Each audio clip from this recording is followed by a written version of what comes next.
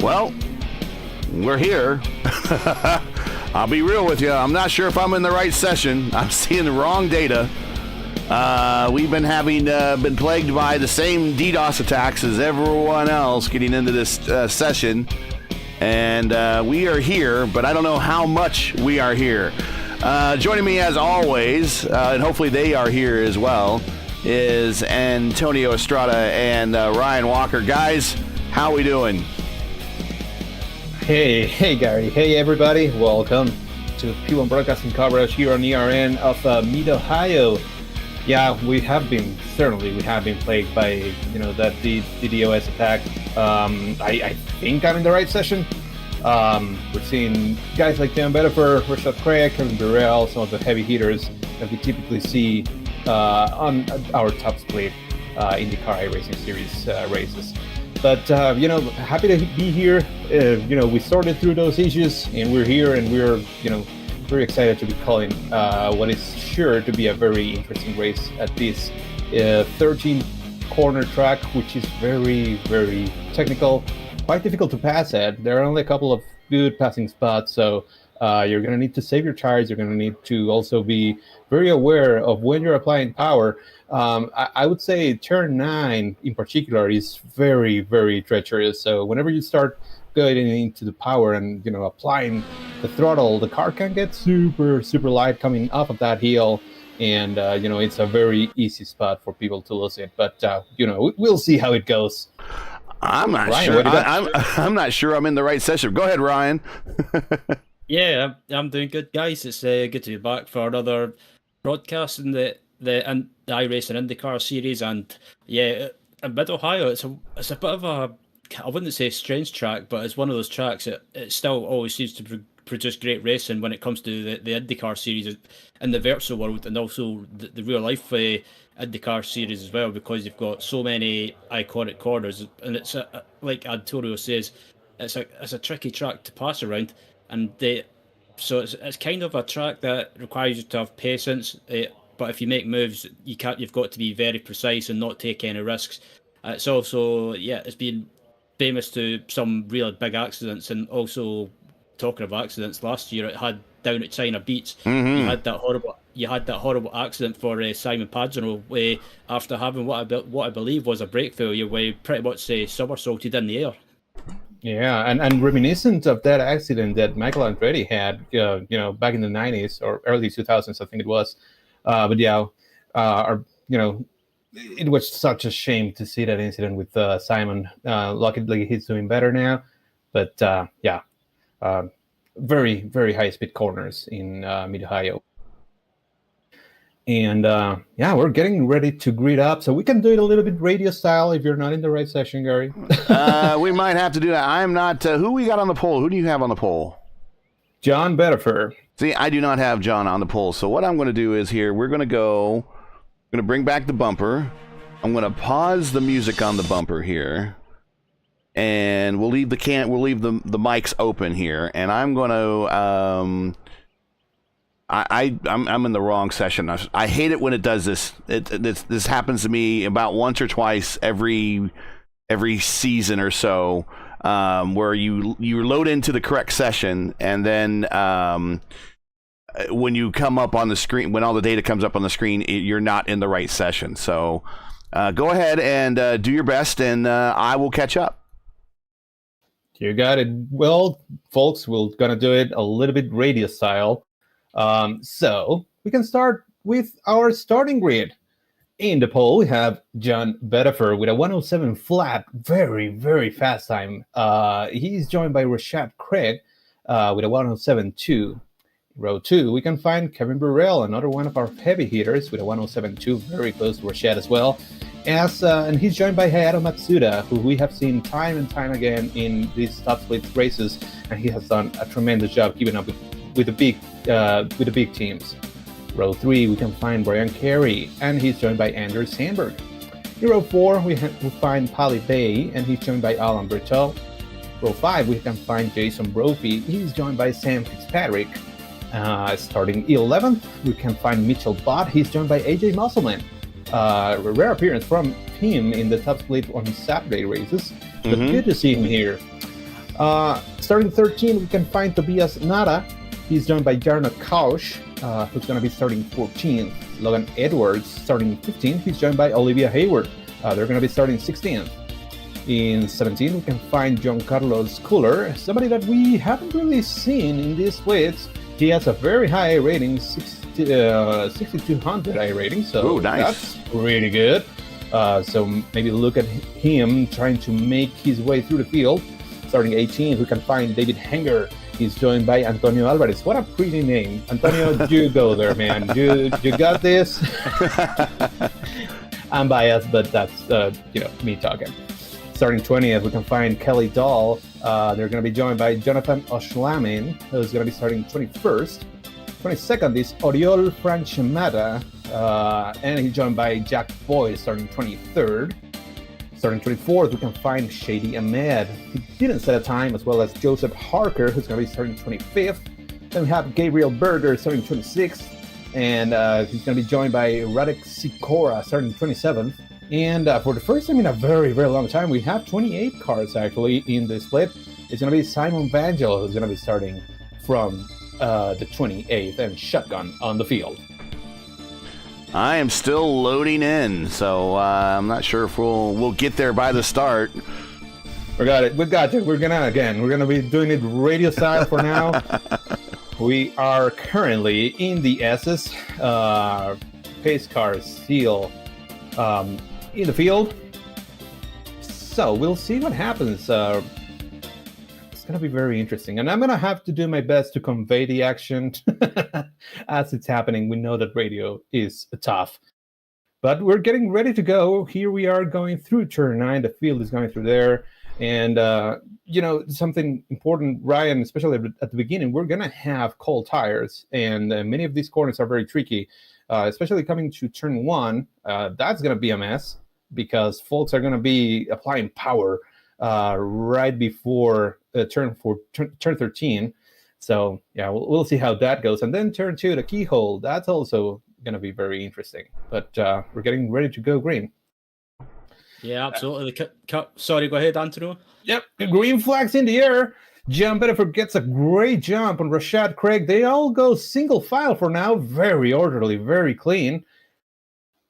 We have a couple guys starting from the pits. Now they're spreading a little wide, entering turn 2. We can see Andrew Sandberg trying to bring the fight to Hayato Matsuda as some other folks like Brian Carey and Sam Fitzpatrick are going side by side on the keyhole. Paulette Bay and Jason Brophy as well. There's a little bit of an incident there. Back with Shady Ahmed. He was, a little bit of a melee there happening in turn 2. The keyhole, we kind of knew that was going to happen.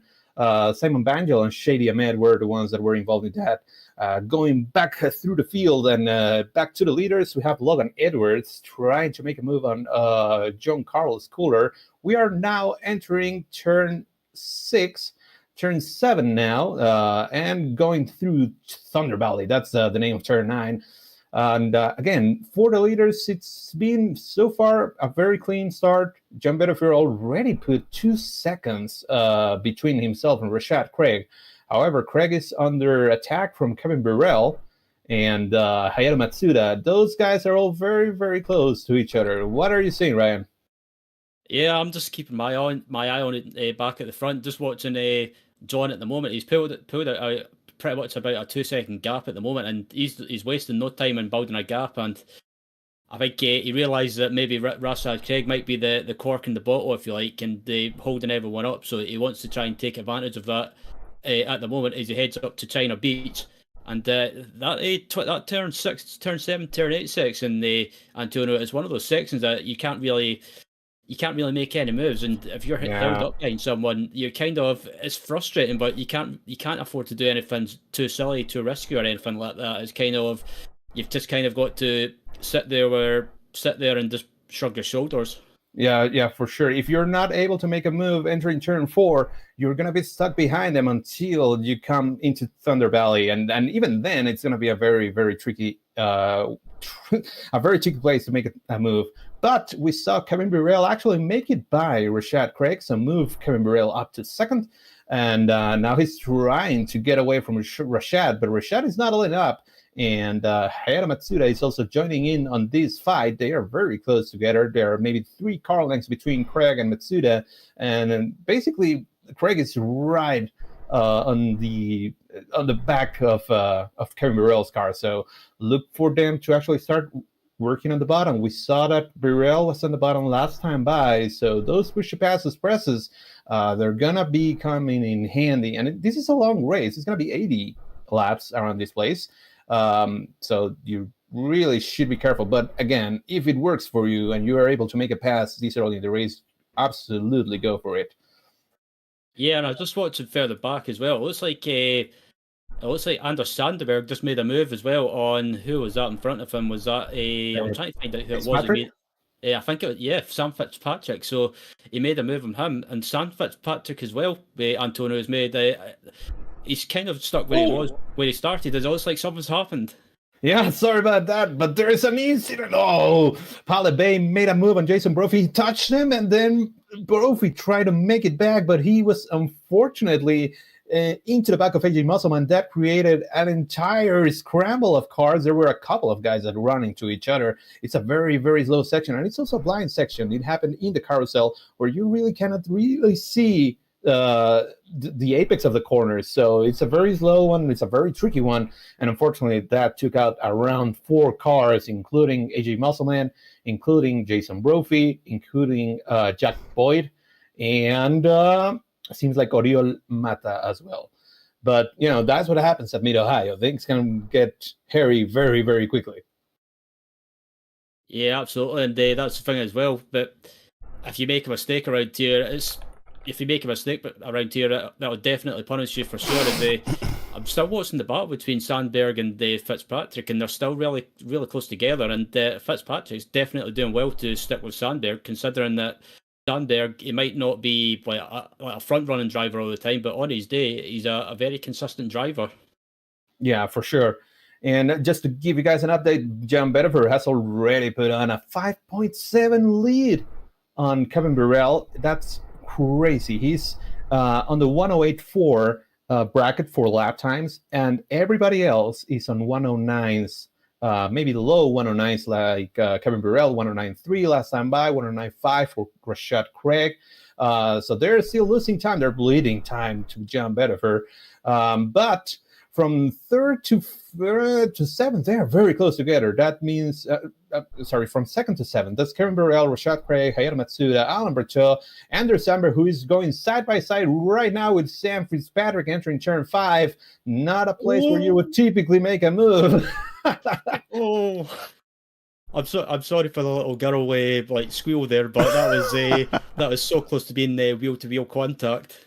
Yeah, they got super close to each other, but they made it work, and they're still going. They're still trucking along, but Sam Fitzpatrick was able to make the pass on Andrew Samberg. Andrew Samberg is not done, though. He wants to get back on this, trying to make something happen, entering the front stretch, actually, for them. We are still loading in here, by the way. I'm looking at iRacing status server page, and there are some back-end services and some stuff down at the moment. So I am trying still to catch up, but you guys are doing a great job. IndyCar Radio should hire you guys. I don't think anyone would want to listen to my voice, but Antonio, on the other hand, he's got the smooth tone for radio. Oh man, no, you're making me blush. In the meantime, however, Andrew Samberg is not giving up on Sam Fitzpatrick, and now Brian Carey is also joining in on the fray. There's tons of action happening right now on the track.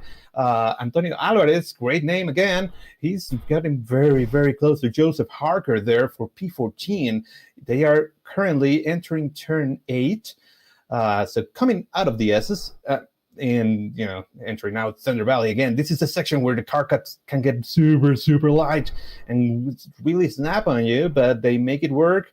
They're getting now to turn 11, and now they're going to be entering the carousel turns 12, and then coming to turn 13 to end a lap.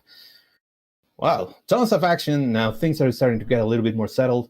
John Bedford now has a 7-second lead on Kevin Burrell, and we are only entering lap 7. What do you think is going to happen here, Ryan? Obviously, John is not saving anything. I don't think we need to save anything. Like the length and the distance of the laps that we're going to have to go to, it really doesn't pay well for fuel saving, right? So you're trying to go all out, I think. Yeah, so that's a good point you bring that up about the strategy. I think I was speaking to one of the drivers, and the driver they had on the broadcast, at Laguna Seca, 2 weeks ago, I believe it was, the Christian Hildgaard, and he was talking about for this race that the race will probably be a free stop race, and pretty much the stunts as it stands should be about. Well, there's basically two scenarios. You could go 25-25, and then basically round about that, or go 22-22, 23, or maybe try and make it a two stop. So I don't know. I think the front runners could be on a free stop, and the other drivers maybe further back in the field might try and go with an alternate strategy. Maybe try and make it on two stops. But fuel saving around here, especially Christian was mentioning, he did say if you try fuel save, you're just going to lose too much time. Yeah. I don't think that's gonna work. I'm pretty sure that everybody's gonna go to do a three stopper. In the meantime, we have back in the field Gabriel Berger. He's trying to catch Jonathan Oshalem. They're very close together, and they also have Mitchell Budd right behind them. That's the closest battle on track right now, as Mitchell Budd is actually trying to make a move there, and he's able to make it happen on Giancarlo Schooler. So now Gabriel Berger is right in front of them. Oshalem trying to stay however he can, but they're very close together. And again, in this section of the S's where you cannot really make any moves, you're stuck behind somebody else until you get to Thunder Valley. And again, not the best place to try and make a move, but if you're brave, you can certainly try and do so. Now this group is entering the front stretch. You're not gonna go into a passing zone. Turn 1 is not really somewhere that you want to go side by side. There is no room. But now Gabriel Berger is trying to make a move to the inside on turn 2, the keyhole. He's not close enough. He's not going to be able to make that move. And now he's going to be saying, he went quite wide. And now Mitchell Budd is going to take that opportunity to make the move. He's going to be right in front of Schooler. And so he was trying to go for it, Gabriel Berger was, and now he's one step behind because of that. He just locked up the tires a little bit, tried braking a little bit too much, a little bit too late, and he paid the price for it. Mitchell Budd is going to try and reel in Jonathan O'Shalman, who is I'm pretty sure he's very, very happy to see them fighting with each other and not with himself. But that was a very, very good and very clean battle for position there. Yeah, absolutely. That was good, hard racing, and there was no any silly moves or anything risky going on. I think, that mistake in the keyhole, that's such an easy mistake to make, Antonio, because basically it's one of those corners that you think because it's slightly off cambered and it's downhill, you can carry more speed, but if you overshoot that corner, as you saw there, you can end up running wide, and thankfully he managed to just get away with that and clip the grass, but thankfully he managed to save it and stop the car from spinning. All right, we are back. Hey, awesome. Not everything is correct though. The car numbers are not correct as to what they are supposed to be in the split on your screen. And I don't know if that's right now. I can't tell if that's the overlay or the session, because my supplemental overlays are giving me the correct data. So it might just be a translation between the two. All sorts of issues have been plaguing getting into this thing. So let's just say we're lucky to be even having video at all right now. We're currently watching this battle that you were just highlighting between Oshalem, Berger, Bott, and Schooler. They are trying to go too wide, 2 rows deep. Some places here on the racetrack that you really can't do that, as they are coming through. They're coming through the carousel down the main straight. And that was never going to work. At turn 13, you cannot go side by side because that happens. You end up making contact with the car that's on the outside. But yeah. And And yeah, just to finish that thought that you were having, Ryan, about the keyhole, it's so weird because you can brake really, really late and really, really hard entering the keyhole because the elevation as it's going, up or towards, it's going up. That helps because helps save the car in stopping. But once you're mid corner, then it turns into an off camber kind of thing, which is very, very odd.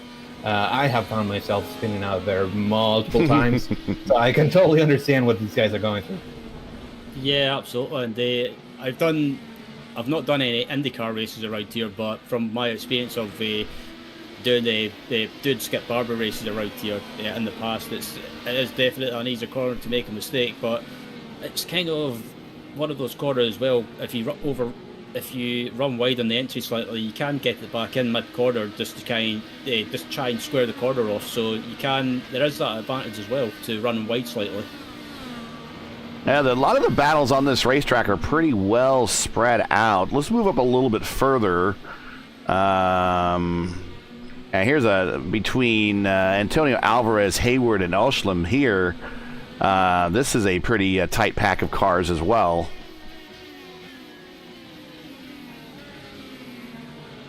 Yeah, Olivia Hayward getting very, very close to Alvarez. But again, right now we're in the S's section. You cannot really make anything happen. You have to just follow the guys that are in front of you. Right. There is no way to get there. Now entering turn 8. This one is flat out for the most part now, Thunder Valley. This is, again, where the car can get super loose, gets very unsettled when you start applying power. Now you're coming to a very fast section of the track. This is just a small lift and then braking hard here entering the carousel. Now this is typically a double apex kind of corner, and then you go right back into the throttle to go to the front stretch, and now going to be entering turn 1, where again you cannot really pass. It's just a little lift back into the power, and now this is one of the best passing opportunities in the entire racetrack. The keyhole, which again the elevation changes help on braking, and now it turns into an off-camber kind of thing, which is weird. And now the backstretch, which is really, really fast and probably coming to the best passing opportunity, passing zone. This is turn 4. We can see that Antonio Alvarez is trying to show the car to Joseph Harker, but he was not close enough, and now we're back to the S's. Yeah, and this section here is it's kind of one of those sections that I either love or hate sometimes, depending if you're stuck behind someone.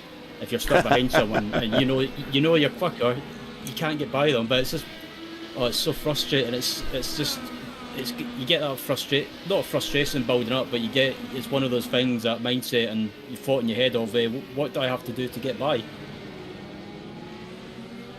Yeah, and you cannot do anything. No chrome horn, nothing like that. You cannot just make your way through the guys. You have to stay behind.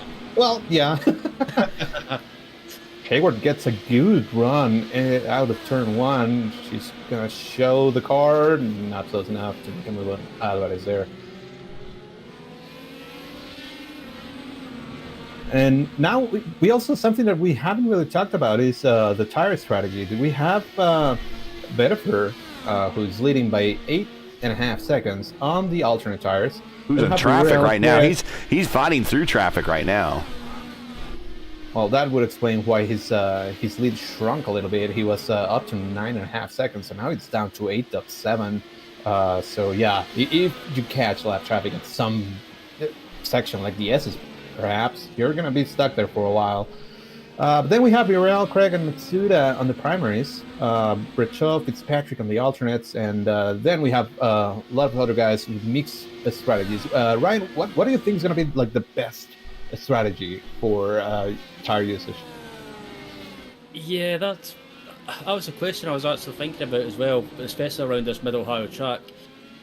Because you're pretty much it's a track. It's not really. There's only one straight, or kind of like long straight / kink as well. So yeah, the tires are especially, you're turning all the time, so the tires are taking a bit of a punishment. And I think we did get told before the broadcast that I think it's the right front. It takes a beating on around this track, so definitely most of these drivers are going to have to look after the tyres, especially in this first stint, and try and maybe stretch them out as long as possible. But yeah, I think the strategy is pretty much, if it was me, I would pretty much just try and go flat out or as quick as possible, because fuel saving, you're just going to lose too much time around here, especially if you get stuck in traffic.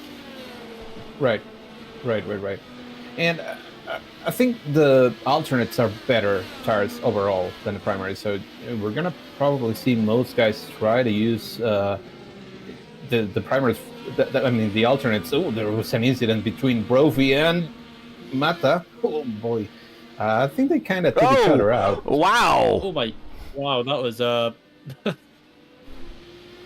Man, they were fighting throughout the entirety of that backstretch. They were Mata was really blocking Brophy, and I think at some point they both were like, you know what? If you're not finishing this race, you're also not finishing. If I'm not finishing this race, let's watch this. Brophy into the keyhole is right there on the backside of it. This is Mata, and it goes for a wide exit or a wide apex, so he can get a good run down into the China Beach area, that last passing zone there, and he gets a good run. And then I'll watch it right here. And Mata puts on a block, but it was a legal block. And then he comes kind of across the track a little bit and cuts off the nose of Brophy. And then Brophy, retaliates, it looks like, a little bit by spinning Mata out. And then Mata sees Brophy in the kitty litter and aims for him and jumps over him. So there might be, and then Brophy punches out. So there might be some room for some beef to happen after this particular race over that one. It looks like a lot of people were a little upset as to what was happening on the racetrack.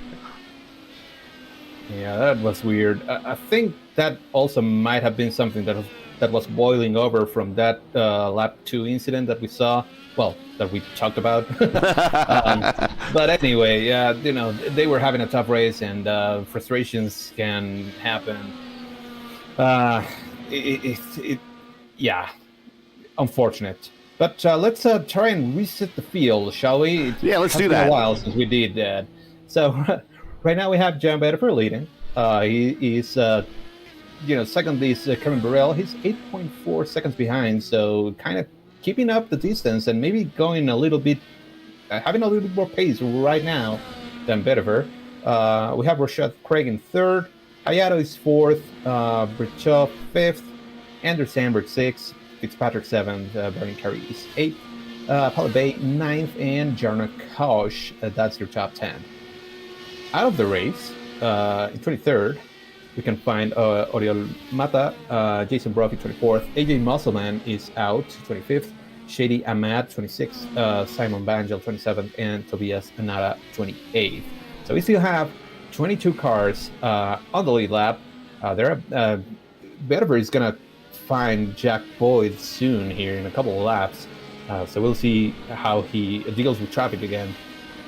Watching a battle right here between Jarno Krausch and Pally Bay. That's a battle for the bottom side of the top 10. Also involved here is David Henger. They're all right here together. This is 9th, 10th, and 11th.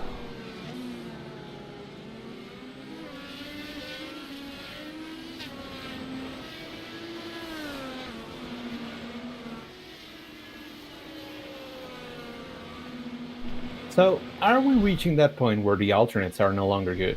Or maybe we reached it a couple of laps ago, because Burrell is in the primaries, and we know that the primaries are a little better at the end of the stint. But does it really change anything? Do you want to go with primaries for most of your runs, or do you want to go with the alternates for most of them? Carey makes a move there on Fitzpatrick, who is actually... he got it back. He got it back. Yeah, that was a good opportunistic move to regain that position by Fitzpatrick, and Sam's a driver that I recognise, and I recognise from the sim racing community, and also he's also one of the excuse me, one of the admin members for the Apex Racing League. So yeah, he's a name that I recognise a lot, and it looks like Oh, wide there in the carousel. Allowed Kerry to get underneath him, but then a very fast exit for Fitzpatrick down the front straight, and it pulls away. So there was a battle right there in the carousel, but it looked like that Kerry was not able to capitalize on that. Yeah, and going wide in the carousel can actually be good because it gives you a straight line to turn 13, so you can carry a lot of speed through the front stretch. But Kerry is not giving up, and now he's on the bottom. He's going to have a great opportunity coming into 4. He's showing the car. He's heading to the east side, heavy braking. And there he goes. Same place where it happened last time. Now let's see at the top of the hill in the China Beach area. Can Fitzpatrick get the spot back? He's right there in the attenuator, not letting him get away too far. But Kerry, as the more of these turns that he apexes, he is starting to pull away a little bit and put some distance between himself and Fitzpatrick. Yeah, I was so close to ending up in wheel to wheel contact between both drivers. There was a bit of forcefulness from as Fitzpatrick runs wide into the final corner. Yeah, he's going to go to the pits. Yes, I think Fitzpatrick might be trying to do a bit of an undercut. That's interesting. That's about probably 4 or 5 laps early. Yeah, a little bit early, unless he's just planning to do them like 20, 22, 20 around that, and he's going to the primaries. Interesting. Yeah, that was a question I was going to bring to you, Antonio. Do you think Fitzpatrick, with him changing to a different tyre compound, do you think he's trying to get his mandatory tyre compound change out the way early? Yeah, I think that's the case because again, if it was me, I would probably go 4 alternates for most of the race. So maybe do a shorter stint on the tire that I'm not really happy with. So that would be the primaries for me, and try and get him out of the way early so that then I can attack in the latter stages of the race on the alternate tire. But yeah, we'll see what he goes to. Maybe he's more comfortable with the primaries. I don't know. Yeah, but I think the only downside is with him pitting early, maybe 4 or 5 laps earlier than expected. As you see right now, he's came back out in traffic. Yeah, heavy traffic. Oh, car in front of a big twitch. Fuller went wide. That helps Fitzpatrick. Oh, big twitch there off the carousel. Of course, hitting that right at that bump area, which is no longer part of the racetrack since they've one of the things going into big changes this weekend at the NTT IndyCar Series. Of course, this is the start of the hybrid era, but they also repaved pretty much the entire Mid-Ohio course. So a lot of the places where these guys would feel the car in their rump, so to speak, it is now smooth enough that a lot of those places that they could navigate by feel is no longer a lot of those feelings, those bumps are no longer there anymore. Yeah, and Badenfer in the pits. Yep. Now let's see what it does. He was on the alternates for this stint, and he's going to go. To stay on him, I think. Yeah. To the alternates. Yeah. So I think that he's going to go alternate, and then alternate again because he's going to have to beat again. And he's coming out with Kerry. Yeah, and wrap it up with the primaries for a shorter stint, I think. He's going to have to make quick work of Kerry to get a little bit of clean air. Yeah, and Kerry's not making a big fight of it because he realises he's not fighting the same battle. Lots of room given. That was very, very clean maneuver. A very gentlemanly racing there between Badenfer and Kerry. Yeah, these guys know each other from numerous races together. Oh, the car got a little twitchy there for Badenfer. Again, cold tires. That can, and it's stretchers. It's stretchers and cold tires this place. Looks like Alan Brechaud is pitting now. Brechaud's going to go down a lap coming to pit road. That's how far Well, actually, he's not going to go down a lap, but that's Badenfer getting around him. Sorry, my bad. Betafear is not the leader. He's back in 5th. But that is Berto hitting pit road. Scheduled stop, first stop. And down and away, and done. Yeah, and Betafear, he's going to have a huge margin. Right now, he's behind the leader, 17 seconds behind the leader. But he already made his pit stop. So what does it take to do the entire, pit sequence? Like maybe 35 seconds, something like that? We're seeing the pit road delta, at least for Betafear, was 26.5 on pit road. All right, so 35 seconds for me because I'm slow. But but these guys, so still, he's going to be around 10 seconds ahead of Birel if everything tracks the way that it's tracking right now. That's huge.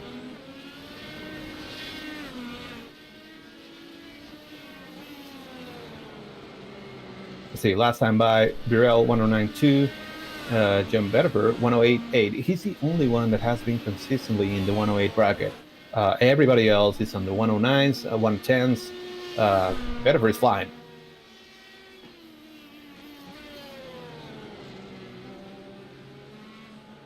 Alvarez and I think it's Harker. Yeah, Kelly Dahl. Kelly Dahl and Alvarez, they're very, very close together. That's the closest battle on track. Yeah, let's get on that. There it is. Alvarez kind of missed. Ooh, it's a little too deep into the keyhole. That actually scrubbed a little bit of time off of his corner exit. Yeah, this I'm gonna have to go back to the dev and talk about this overlay. This overlay is not working the way it needs to work. So we're going to fall back to our alternate overlay, which I know works. In the meantime, looks like Craig. Matsuda, Sandberg, Kerry, and Jarno Kausch are all hidden.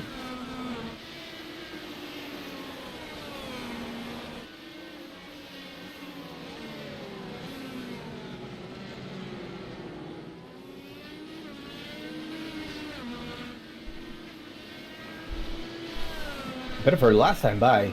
Purple Lab 108.4.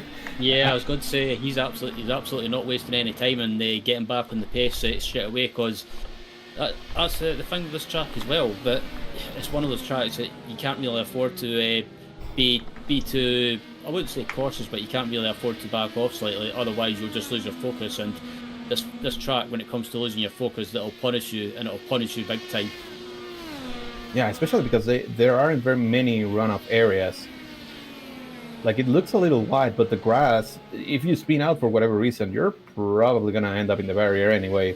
And in the Thunder Valley section and the SS section, the walls are very close to the track, so not a lot of margin for error. So yeah, if you change a little bit your driving style because, I'm going to take it easy, then you might lose sight of where your markers are. You might, lose concentration, lose focus for a little bit, and then that's when you're in the wall. So yeah, you kind of have to go all out and practice and keep going through the rhythm that you have and the pace that you have. And Betafear is doing a fantastic job at that. Still the only one on the 108 bracket. As Birel went into the pits, he's now out of the pits. 9.5 seconds behind Betafear. We kind of missed that. Well, everyone has stopped, and Burrell's on an outlap. Rashad Craig is on an outlap. He recently stopped as well. Hinger has not stopped, according to my timing in the scoring. Hinger is now up to third, but due to come in any time now. Also, Logan Edwards not stopped, and Antonio Alvarez has not stopped, according to timing and scoring. We expect them to make stops here any moment. Yeah, maybe they're trying to go, like you said, Ryan, for the two-stopper. If they can stretch it for another couple of laps, well, there might be a shot. It's not entirely out of the question to gain some places. I mean, we can see Hanger right now up 15 spots because of that, because if he's staying out, if they are saving enough fuel and going quick enough, you can make that strategy work a little bit. Alvarez is coming now, so that's not gonna work for him.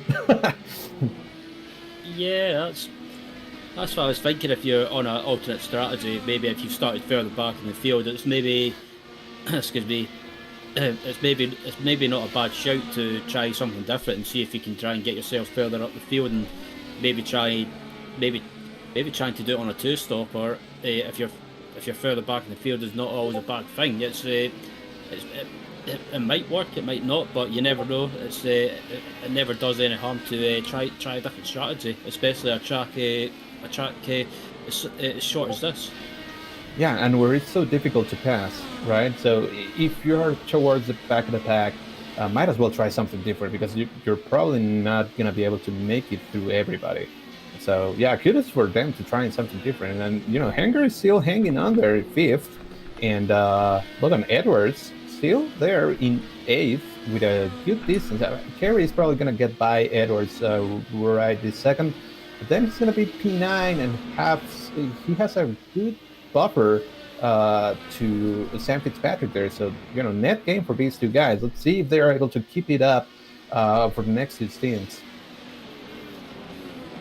Hanger is actually on the bottom right now, so he's not saving that much fuel, I guess.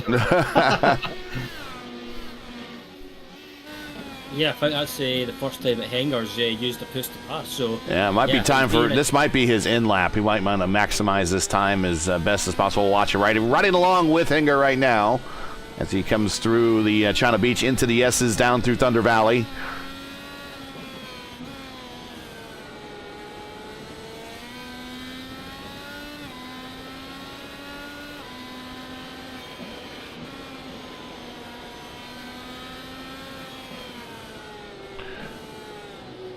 And he's making that wide turn on the pit road. We'll watch as he makes it to his pit stall.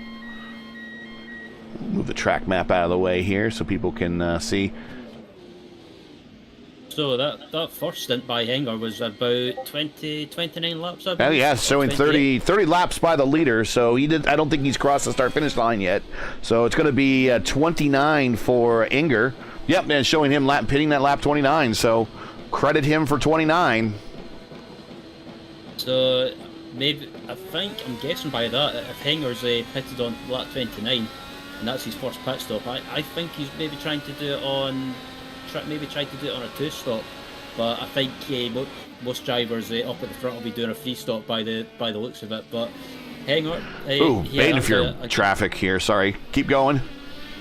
I was just saying that Henger's maybe trying something different with regards to strategy and trying to possibly try and do it in two stops, but I think pretty much three stops is going to be the norm. Betafear gets around Jonathan Oshlam in there in the Marconi setup shop. Dallara. In turn one, typically somewhere where you don't pass. So that was a really good move. But yeah, going back to Henger, I'm not sure. I think you're going to need to still save fuel, because now not being able to make it to lap 30 is probably gonna have to force them to, in this stint, save a little bit more so that he can make it to lap 60, because otherwise he's not gonna be able to make it to the end unless he gets lapped. All that could work, and maybe he's banking on that. John Bettifer is so faster than everybody else. And as stops are done, let's go ahead and reset the field. Your leader by 7 seconds, and he's been the man all day long. John Betafear has the purple lap, has led not every single lap, but most of them for sure. There was a small number of laps that Burrell led while the pit stops were occurring. That's the only thing really stopping him from total domination of the day. Betafear is your leader. Kevin Burrell, general, is marching in second spot here. He has himself a good buffer back to Matsuda, who is in third. Matsuda driving that Scott Dixon livery. Of course, Dixon has the most career wins here in IndyCar history with 6. No surprise. No surprise there whatsoever. Hey, it should also not surprise you that there's been, I think now this is the coming up this weekend is the 41st race at Mid-Ohio. And between Team Penske and Target, formerly Target Chip Ganassi, now just Chip Ganassi Racing. You just stated yourself. What's that? You just dated yourself. That's okay. I do that every time I talk about IndyCar in the 80s. I date myself. So, between those two teams, they have 24 wins out of the 41 races started this weekend in IndyCar history at Mid-Ohio. So those two teams pretty much dominate this race course. And of course, this weekend we will see if that can continue. No spoilers, please, if you're going to be watching qualifications, which are going to start here in about 7 minutes Eastern time. So I like to watch that, but we might see a continuation of the domination. 12 wins each for Penske and Chip Ganassi Racing here at Mid-Ohio. Back in fourth, Rashad Craig, who is getting close to Hayato. Hayato is in third. Rashad's in fourth. Alan Berteau. He's back in fifth. A good run for Allen. Exactly where he started is currently where he sits. Sandberg is right behind him. And then Brian Carey, who's been up in the top 10 all day for that power slide entry. A good run for him. Sam Fitzpatrick there. And we talked about him a little bit in the earlier portions of the race. He's at eighth. Pally Bay. A great run for Pally here in P9. And Yono Karish, who is right behind Pally, coming down into China Beach. Could they possibly make a move close enough to take a... No, not possible, Pete. He's just going to follow suit, follow up the hill, over the hump. This is where the cars kind of get a little light here, a little squirrely on the back end. Now the cars compress as they get to the bottom of the hill. Maximum downforce. That is your top 10 at the moment. Enger, who did stop, is now in 11th. He's still up 7 spots, so that's a net gain for him. Yeah. I mean, pretty good strategy so far. Let's see if it lasts enough. And again, I think he needs to save a little bit more to make it work in 2 steps. But, that's so far net gain. Pretty good.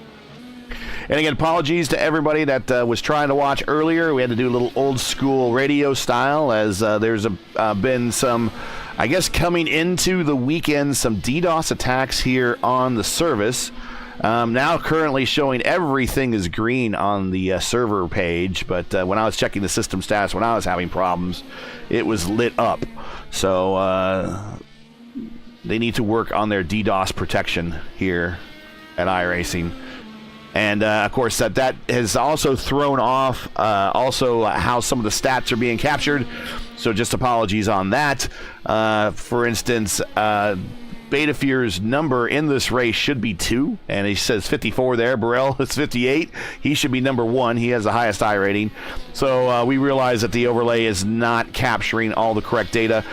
Right now, as far as I care, as long as the overlay is capturing the correct order, that's all I care right now at the moment. But if you do feel sorry for us, please give us a thumbs up and also subscribe to ERN.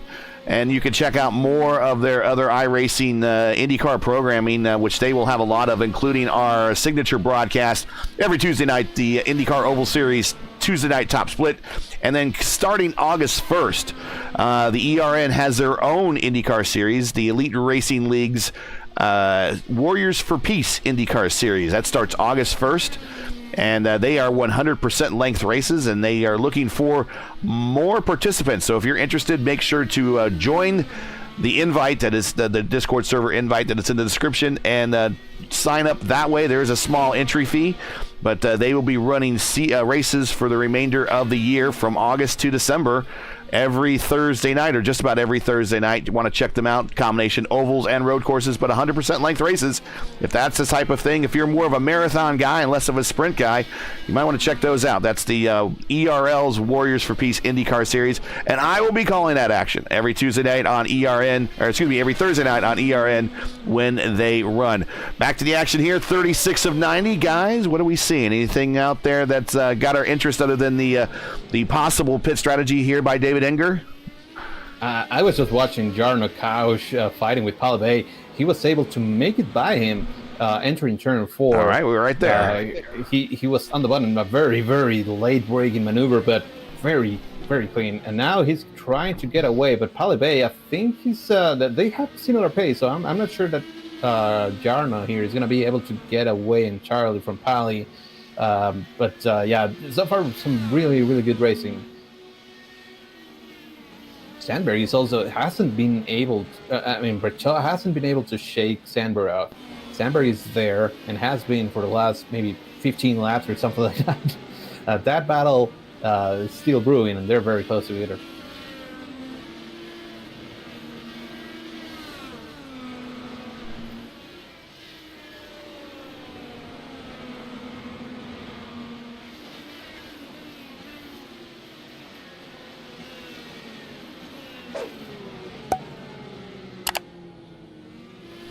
And something else. Birel, he was in the primaries at the start of the race. Now he's on the alternates. He has actually made ground on John Bettifer. Last time by, he was 4/10 quicker, and there were a couple of laps where he was up to a second quicker. That was maybe because of traffic, but still, it seems like the pace has evened out a little bit between the leaders. So we might actually have something of a battle brewing. We kind of were giving the win already to John, but we're still not even halfway into the race. So I'm sure that Birel has something to. He will try his best to make sure that he's there at the end. Sandberg getting really, really close to Richo, and now they have a little bit of lap traffic in front of them, so that could potentially affect this battle. That's Gabriel Burr. Currently in front of them. Gabriel back in 21st position. Oh yeah, look at that. The braking spot for Gabriel was much sooner than Alan was expecting, and now Alan's on the bottom. Sandberg is not, but he's going to get a little bit of pull anyway because of the draft. But Alan is able to get a little bit of breathing room because of that.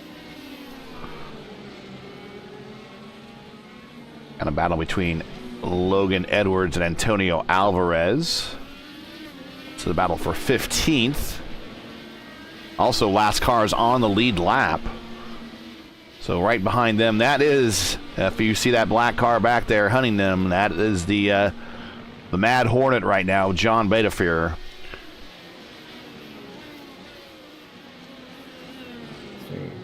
Last time by, both Edwards and Alvarez, they were pretty much even, but now Alvarez on the bottom. Yeah, he's going to be able to get him.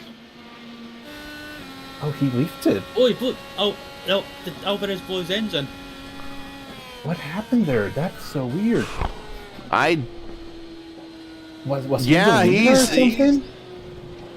That's so weird. He doesn't have any power. I'm not sure if I hear the engine running.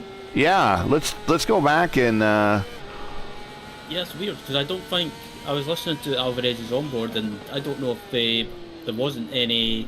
I don't know. I never heard anything like maybe an accidental downshift. He gets the 5th. Did he maybe? And it's amazing. I don't know. Maybe. Yeah, he went to 4th, then the 5th, and then the push to pass never went off. So I don't know. Maybe he was having a gear shifting problem. I was going to say because I do know that some people especially on some wheelbases, and he's coming into the pits.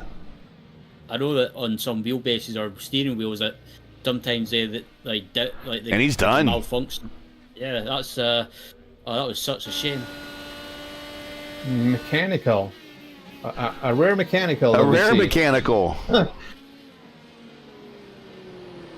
And in the meantime, Bettifer does get around Edwards and now puts Edwards a lap down. Next on Bettifer's passing list here to put a lap down is Joseph Harker, who's in 14th there. Joseph in that Valvoline Allenser Jr. throwback. Of course, Allenser Jr. has 2 wins here. Neither one in the Valvoline car. He was for Team Penske in the Marlboro car. He won back-to-back years here in 94 and 95. Such an iconic livery, that one. Yeah, wasn't that the same year that Unser Jr. won the championship? Or am I thinking of 94? 94 is the year he won the championship, and 95 the team was still pretty good, even though it's not qualifying at Indianapolis.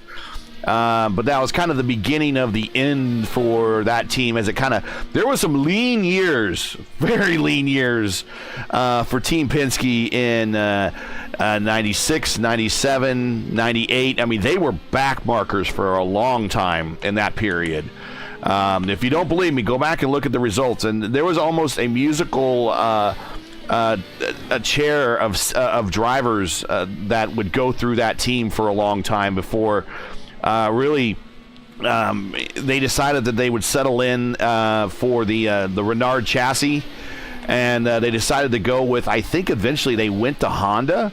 And then once they got that right combination, they started to do pretty well, starting to again back in 2000 with Gilles de Ferran back in the seat. And then, of course, joining them was Helio Castroneves. But there was a period of in the late 90s where, well, let's just call Penske the Haas of the kart lineup. Yeah, I remember that, and yeah, I think at one point as well they had was it Andre Ribeiro in that season? Yeah, Andre Ribeiro, yep.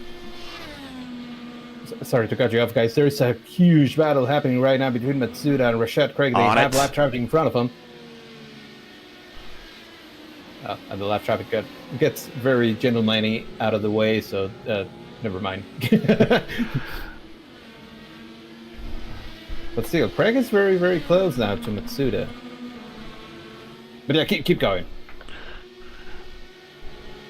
Yeah, I think wasn't it Paul Tracy that suggested to Penske as well that they would do better if they got a Reynard chassis, and then afterwards Paul Tracy pretty much got told round and told to go and find another team. Yeah.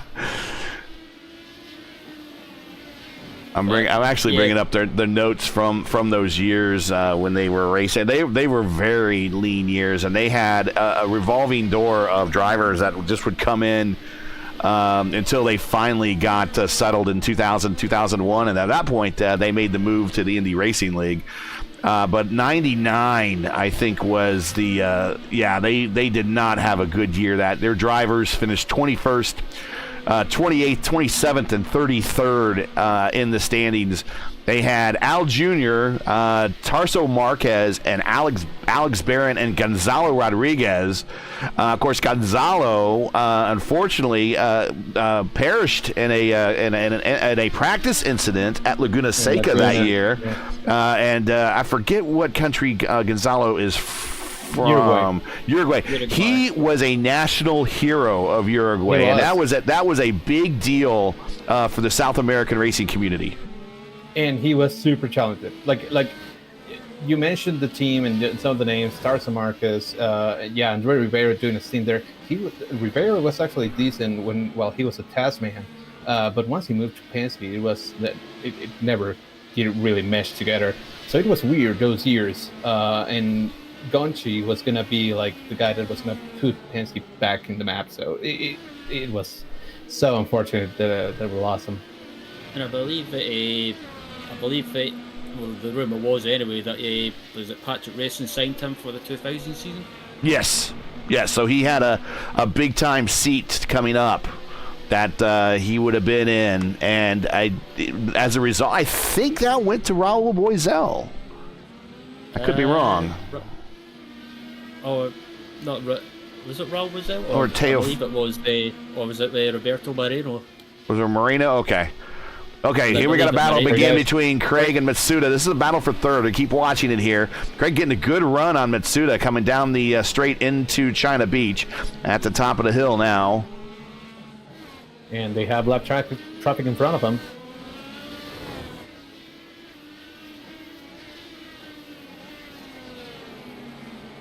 Ooh. Again, this section is where the car gets super light, and it's so easy to lose. All these changes in attitude and changes in altitude. Yeah, that's kind of what's going on here as the cars kind of go over these hills. The back end, these don't like the bend, and the suspensions don't. I mean, there are suspensions on these things, but they're not very. They're very stiff, and when you go over and you crest these hills. the back end wants to come around because the car doesn't like to bend. Yeah, they're not the best. Well, let's see how Hayato deals with Radek Sikora, who is actually getting kind of out of the way. Yeah, very cleanly. But now Rashad is on the bottom.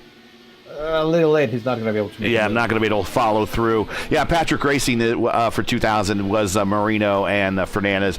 I'm a little bit, as most things in my life, I'm a little bit late on when Boiselle drove for them later in the later 90s. I don't think Boiselle drove for them in the 2000s, but he drove for that Brahma beer brand. That was that Brazilian beer that he had as a sponsor. Anyways, back to the action at hand. I'm still watching this big battle between Matsuda there in the Scotty Dixon livery, and the battle right behind him is Rashad Craig. This is a battle for third. Yeah, and Bettifer is pitting, same as Alan Brechother from P5. So, yeah, they're kind of right on cue of where Bettifer pitted the first time by. And Bettifer rejoins in fourth. Yeah, just behind Sikora there. Brito and Fitzpatrick on pit road. Very close to that battle between Matsuda and Craig. Craig getting a good, getting in there. It seems to be that Craig is gaining on the tighter, twistier portions of the race course, but on the straights, Matsuda might have a more slipperier car. Yeah, maybe a little looser and maybe a little bit more downforce for him, so he's able to, do it a little bit better on the twisted parts, like you said. Oh, and pit road, Rashad Craig. There we go. But now, John Bettifer is currently on the primary tire, so I'm not sure. I thought he was going to go alternate, and then primary for a shorter stint. But we'll see what he decides to do. Maybe he goes a little longer on this one. Maybe there's a little bit more tire degradation on those primaries, on those alternates, I'm sorry. And he can do a little bit of a longer stint here and then close it out with the alternates.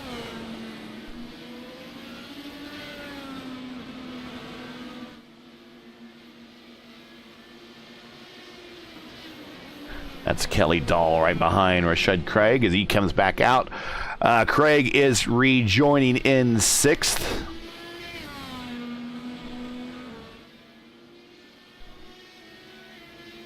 And now Birel is making his move into the pits.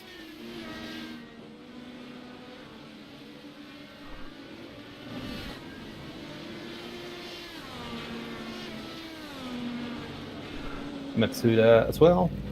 And kind of everybody gets out of the way of Jim Bettifer. So now he's going to have clean track in front of him. That's going to help him put on a quick lap here and increase that gap to Birel. Although Birel, he was closing it a little bit, and now that he's out of the pits, he's 5 seconds behind.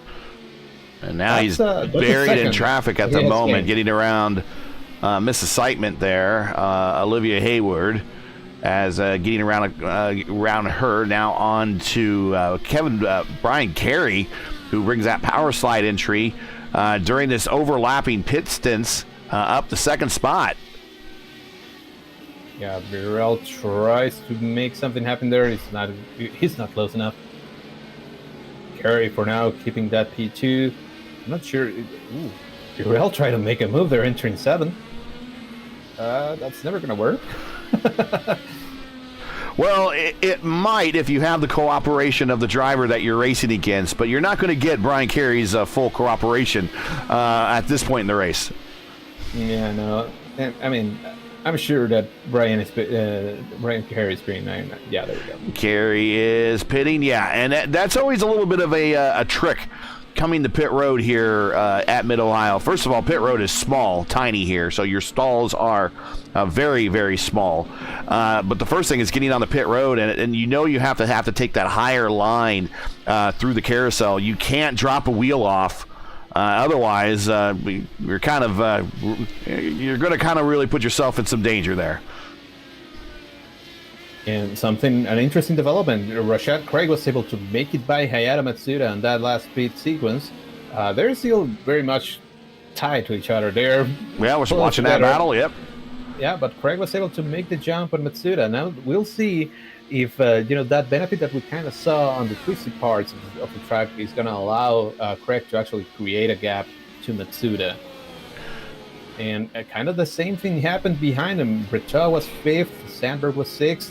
Well, now we move Andrew Sandberg to P5 and now Brito to P6.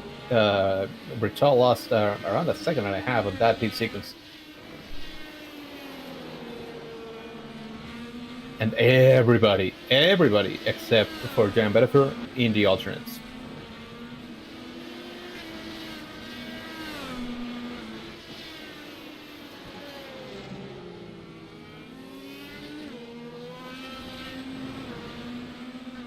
All right, so now let's also take a look. Where is Hanger? Well, Kaush is pitting right now. Hanger is currently in 9th. Up 9 spots, coming to the pit straight now. Right. So that's kind of the issue of trying to make it in 2 stops. Last time by, when everybody made their pit stop and he was out there still turning laps, he was up to P3 at some point, then maybe settled in P5. Right now he's down to P8, and that's a problem. Since you're saving so much fuel, you're bleeding time, and then by the time that everything happens, you're gonna go back to kind of where you were. But still, it makes sense to try something different anyway. As Craig and Matsuda are finding lap traffic that gets out of the way, they're still stuck to each other. Nobody is able to get away, so they have pretty much equal pace around this place. Yeah, if you don't try something different than the leaders, then you're always going to be a follower, I guess. So you might as well, if you think you can pull it off, you have nothing to lose. Yeah, for sure. So pretty much all pit stops are done. We'll go ahead and reset the field. Watching a heck of a battle here, bro, between Rashad Craig and Hayato Matsuda. This is a battle for the bottom step of the podium. This is going to be one for the money positions. But currently, John Bettifer is your leader. Bettifer has himself about a 5-second lead over Burrell. Burrell's been keeping it about that margin here for much of the last third of this race. Burrell in second, his teammate Craig in that battle for third. His third, and he's 13 seconds behind Burrell. And then Matsuda right there. This is a direct battle for third and fourth. Anders Sandberg going back to 5th. Has himself a little bit of a cushion over Brito. Brito about 2 seconds behind. There is Brito right there. Brito in 6th. Brian Carey in 7th. Hinger in that alternate strategy, who has not pitted yet. He had pitted on lap 30 last. So we expect him here in the next 8 laps or so if he maintains that current strategy. He is in 8th. Sam Fitzpatrick is in 9th. And then the Jarno Kausch, I hope I'm saying that right. He is way back in 10th. He is 12 seconds behind Fitzpatrick. And that is your top 10 at the moment.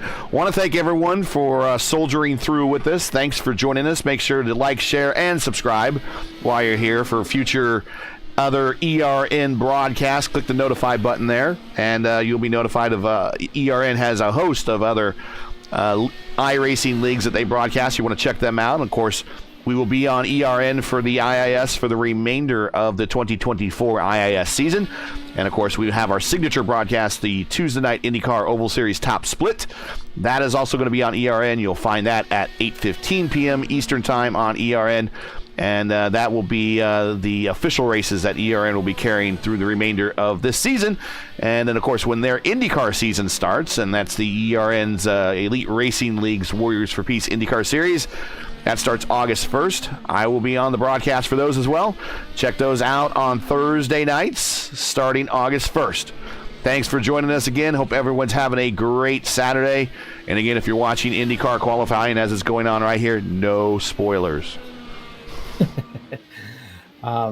Yeah, don't spoil it, please, guys. And all I was just watching Kevin Burrell last. He's actually flying. 3 laps ago, a second quicker. 2 laps ago, 9/10 quicker. Last time by, 3/10 quicker, and he had traffic. The gap, once it settled, it was around 7 seconds when everything was said and done between Bettifer and Kevin Burrell. Right now, it's down to 4.3. And, oh wow! Last time by half a second. Yeah, last time by half a second. So yeah, I mean, at the beginning of a stint, the alternates are way better than the primaries. I'm not sure where there is a peak and things kind of settle, but 6 laps in, he's 6 laps into the run, so I would imagine that's going to come up here soon. But you're right. For now, Burrell is flying, and that gap that we mentioned, it had grown to just shy of 10 seconds at one point. Well, it's down to 4, and it's still going down. Burrell doing a great job. It's under 4 right now. He has also been lucky. Yeah, he has also been lucky to catch traffic at the right place. They haven't really stopped him that much, and yeah, so I guess we're seeing the difference between the primaries and the alternates. And Bettifer is gonna probably be thinking, man, I want to get off of this as soon as I can. So I imagine for the last stint for both of them. Let's check this lap out here. Let's see. Last time by 109.5 for Bettifer. 108.9 for Burrell. Yeah, he's absolutely flying. Now down to 3.6 seconds. And then it comes that old adage that it's one thing is catching, another thing is passing. Right. But, for now, and first things first, right? First you have to catch him. And for now, Burrell is doing a fantastic job in closing that gap. And Bettifer is in traffic. He has Let's go take a look at him real quick. Cooler right in front of him, and then he has Logan Edwards in front of him. He's on the lead lap. He's not going to want to, just roll over. So that's gonna be interesting. So we had what, 28 cars start, 27 cars start, 28, and this is guys. This is only a 2.25 mile road course. This is not a very big road course. No, it ticks away really fast. So yeah, it sounds like 90 laps. Oh no, that's a lot, but no, they go really fast.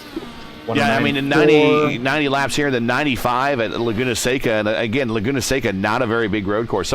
Some of these road courses, people, I mean, they when they think road courses, they kind of think of what Formula One runs. And Formula One runs, for the most part, these massive, 3-4 mile road courses. And really, those type of road courses are the rarity here in IndyCar. You got Road America, and that's kind of it. Yeah, and Road America has it's 14 turns. Formula One loves those tracks that have upwards to 20, 25 turns, even in Saudi Arabia. It's crazy track design. They are super long laps. This one isn't. No. Oh, we have a battle brewing here, boys. John Bettifer is not able to catch up to the back of the field. To the guys that are racing for position. 2.9 seconds, Kevin Burrell. Yeah, Spuller and Edwards, they're fighting for position. They're not going to get out of the way. And, Burrell is 2.8 seconds behind. Last time by, it was 5/10 again. This time by, 109.6 for John Bettifer, 109.1 for Burrell. So another 5/10, 2.8 seconds. And we currently have up in the tree the last lap turned. So another half a second. Burrell eats into that lead. And that encourages you, right, as a driver, when you start seeing the car in front, like you are seeing him, and not only on your relative, but you're actually seeing the car physically, or virtually, but physically, you know what I mean? Yeah. It really encourages you, oh man, I'm really making ground here, I need to move. And Edwards goes wide in the corner there. Good on him. That's in turn 7. Yeah, they both moved out of the way, both Edwards and Schooler. That's very nice. Now will Burrell get the same courtesy? Right. Will Burrell get the same courtesy as they come up into the carousel and getting ready to empty down onto the main straight? Yeah, that's not going to help Burrell. Still quicker, two tenths. Down to 2.5 seconds now. So Bettifer is able to make it by all of the traffic, so now he has clean track in front of him. 3 cars separate Bettifer and Burrell now. That battle back between Craig and Matsuda getting close again. Under 3 tenths, or right at 3 tenths. I also guess that we're seeing where the alternates stop having that much advantage over the primaries, right? Right. Because even though he's Burrell, he's still shaving tenths here and tenths there off of Bettifer. It's not as massive as it was a couple laps ago. Oh, Burrell gets super loose. 2.8 up to Beta Fear now. He sends it in there. Yeah, and that's Edwards going wide to the carousel. Very good car handling there. Can get squirrely if he went a little higher. Could have got into the grass. So now this is like a dejecting kind of feeling that you get. Last time by 109.5 for Bettifer, and Burrell had a 110 run. So it's like, oh man, all that work is kind of getting away from me, right? So you're seeing down the straight here coming into China Beach. That's where the IndyCar Series tomorrow will take the green flag on that long stretch coming into China Beach, which is turn 4 there. Turn 4 will be the first turn for the green flag lap that they will take tomorrow. They used to take, and I wish the sim would allow that to happen. My understanding that there is alternate with other track and car configurations. There are alternate finish lines that you can use, and I don't know why they can't just make that an option here and make your start finish line on the backs or on the, I guess they call it the back straight here. But just after the keyhole, and then use your start finish line is what is on the main street, and that's what they use in contemporary IndyCar racing. But back in the day, they used to use that front stretch to start the race, and there were often times that the pole sitter would be well off into turn 1 while the back of the field still coming through the carousel. Right. Yeah, no, that's a good decision actually. Yeah. Burrell finally able to clear all of the traffic. Giancarlo Schooler gets out of the way very nice. Beta Fear back in traffic, and he at the top of the hill in China Beach, sliding the car around, trying to get some the grip that he used to have with the red tires that he was used to every time. Hinger is spun right in front of him. Oh, and he hits the wall. Well, that actually gave a couple tenths to Burrell. Because Bettifer was, a little bit on the brakes. He was like, "Oh no, I don't know where these guys going." Down to 2.2 right now, and that's going to really put an end to Hinger's day here of doing that 2-stop strategy. He's going to have to stop here and get that nose replaced. I don't think Hinger was going to make it either way because he had to bid on lap 58, and that was like we were talking about. He was going to be a lap short. Edwards, though, he was able to make it to lap 59, and he's a lap down, so he should be good to go from here to the end. That's the first one of all the cars that can make it to the end of the race. So, good on Edwards. And there is Logan Edwards right there. Oh, Burrell got a little loose. That's going to cost him a couple tenths. 2.2 up to Burrell, though. 2.1. Burrell up to Beta Fear. Burrell now 2.1 back. Burrell's still faster. Go ahead. Yeah, no. So Ryan, what do you do when you're in a position like Burrell is right now? Like you're catching the guy in front, and you're starting to see him grow and get a little bigger, and so you're catching, you're there. What goes through your mind when you're in a situation like that? Yeah, it's one of those situations that if you see the gap starting to come down and you see that you're closing on the leader, you kind of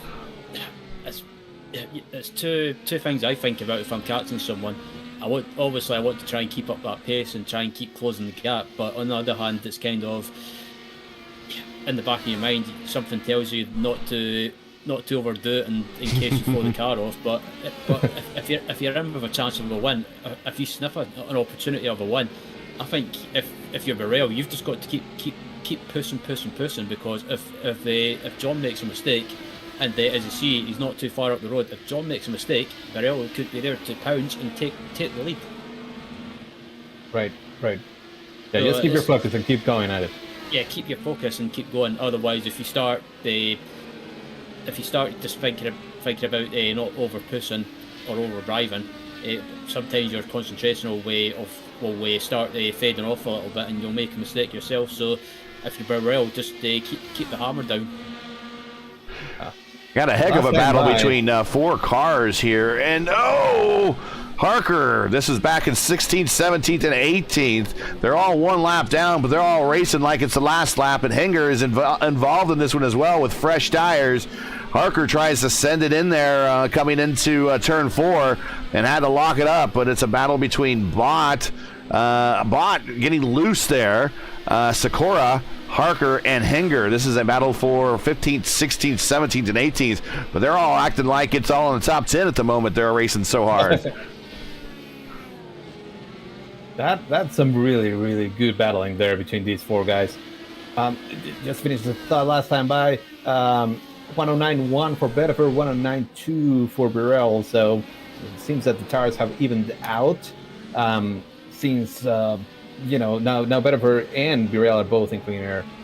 But back to the action. A little bit of a lockup from Parker right behind Sikora. Almost took him out.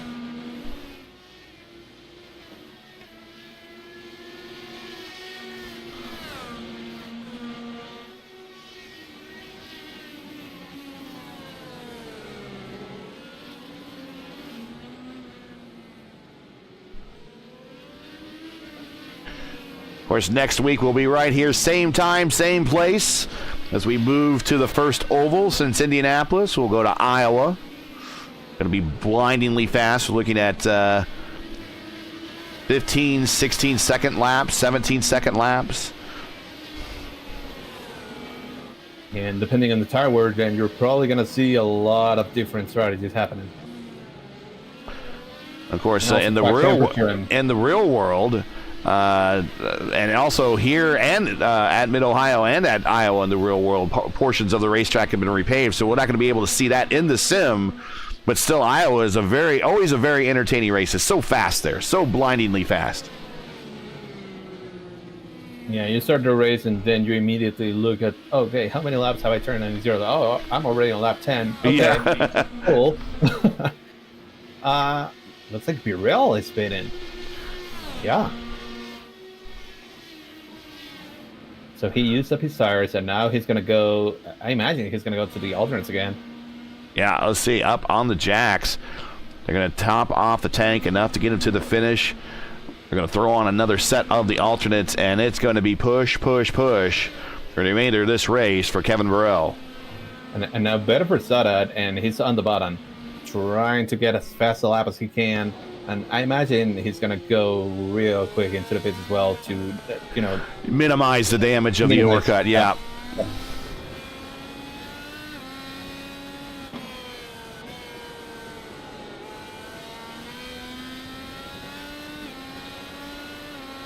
Coming through Thunder Valley. Now getting ready to enter the carousel area. And then see if he makes that wider. Nope, not going to pit road. It's going to stay on the racetrack. Let's see his lap time. Last time by 109.5.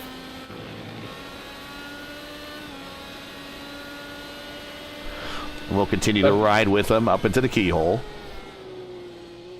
But maybe he's going to be like, okay, I have the advantage, right? So he can go longer. On the button. That's the what you see right here at the green.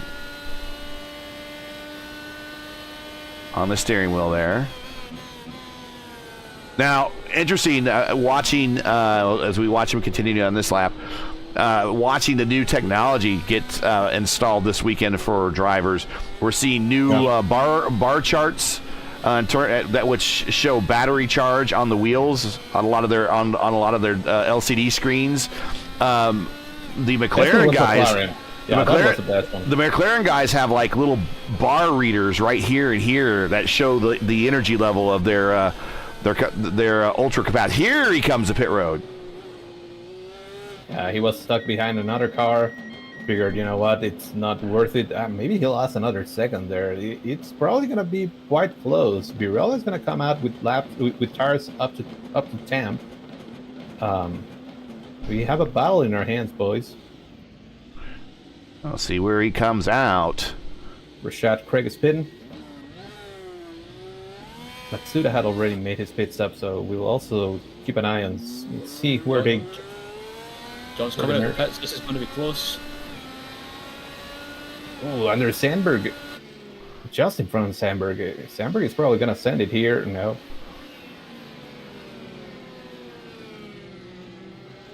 Again, Birelli's up to temp. He's probably going to be on the bottom here, but maybe not. Yeah, Sandberg's not close enough, so yeah, I think Paul Sanders is probably being sensible as well, and realising that he's not involved in this battle. Right, yeah, that makes sense. So, yeah, there is sometimes that if you're a driver, it's basically you're behind someone that's just came out the pits and you're on the same lap. But sometimes you do want to send it, but on the other hand, it's maybe not always sensible to get involved in a battle that you know you're not involved with. So sometimes it's better just to kind of just sit back and think of it. Matsuda, long pit road hold. Looks like we got caught speeding. Oh, that's a bummer. He was doing a fantastic job. And I imagine that Birel is not happy right now. Sandberg is doing nothing wrong, but if he had come out just in front of him... Well, and Sandberg's going to have to pit here unless he's on an alternate strategy, but we don't think he's on that 2-stop strategy. We think he's on a 3-stop. He last stopped at 48, so he's going to have to stop again. Birel on the bottom, trying to make it by Sandberg. He does. There we go. It's a second, the difference between... There we go. He's there. Bettifer and Birel. And there is lap traffic in front of Burrell. That's Gabriel Berger, currently back in 19th. 1 lap down. He's the last car on the 1 lap down classification. We're going to learn a bunch of new terms this weekend. We got the ESS. And the the MGU, motor generation unit. Yeah, and the ESS, and then energy storage system. Energy storage system. Yep, and then there's Beta if you're getting around Berger. And of course the batteries are called ultra capacitors because I wonder if the word flux capacitor was taken. Huh. But they're actually called, the actual part, I think it's the batteries are called super capacitors, but for the racing, they're called ultra capacitors. I don't know why they just don't call them batteries or capacitors or whatever. It's like they're super capacitors, but and for the part term in the car, for racing terms, they're called ultra capacitors. I'm like, why? I don't understand why it's just, you have to... They're not just super capacitors. No. They're ultra capacitors. Okay, all right. Well, you gotta add cool words, man. Hyper capacitors. Mega capacitors. That's why I said, what was flux taken? Looks like Anders Sandberg is going to his last pit stop. There he is on pit road. Oh, Beta Fuhrer purple lap 108 flat. Yeah, a second faster than Birel. Birel was in a little bit of traffic, but I'm sure that's demoralizing. Like, oh man, I'm here, and now, Bettifer goes ahead and does the fastest. I was here. Yeah. Still a long ways to go. We got 20 laps to go. long race. Of course, all these races in the IIS, if you're just joining us, you're not familiar with the IIS, this is the special, it's called an iRacing special series. It actually mirrors the real-life NTT IndyCar series schedule as close as it can. Of course, we don't have Toronto, we don't have Portland, although I've been told by our iRacing spy that we have that joins us on broadcasts every now and then, that Portland has been scanned. I don't know if that's true or not. No way. Because I thought that was an issue with the city itself. The promoters, yes, or the city or the track owners. Yeah, there's something there. But my understanding is that when the Truck Series Xfinity Series was there recently, an announcement was made that the track was scanned or something. I don't know if that's true or not. That's great because I have not raced on the Portland racetrack since IndyCar Racing 2. IndyCar Racing 2. I was about to mention that. Love that place there. But not to say that I was very good there, but instead of going to Portland like for this series will go to Watkins Glen in lieu of Portland. And they will go to Montreal in lieu of Toronto. Although I understand Toronto's been scanned too, so I don't know. What are you waiting for, iRacing? All these nice goodies on the horizon for us IndyCar fans, and we just still have to hit there and wait. Of course, the hybrids are going to be something that we will get on these cars eventually. My spies tell me that they will happen probably for Season 4.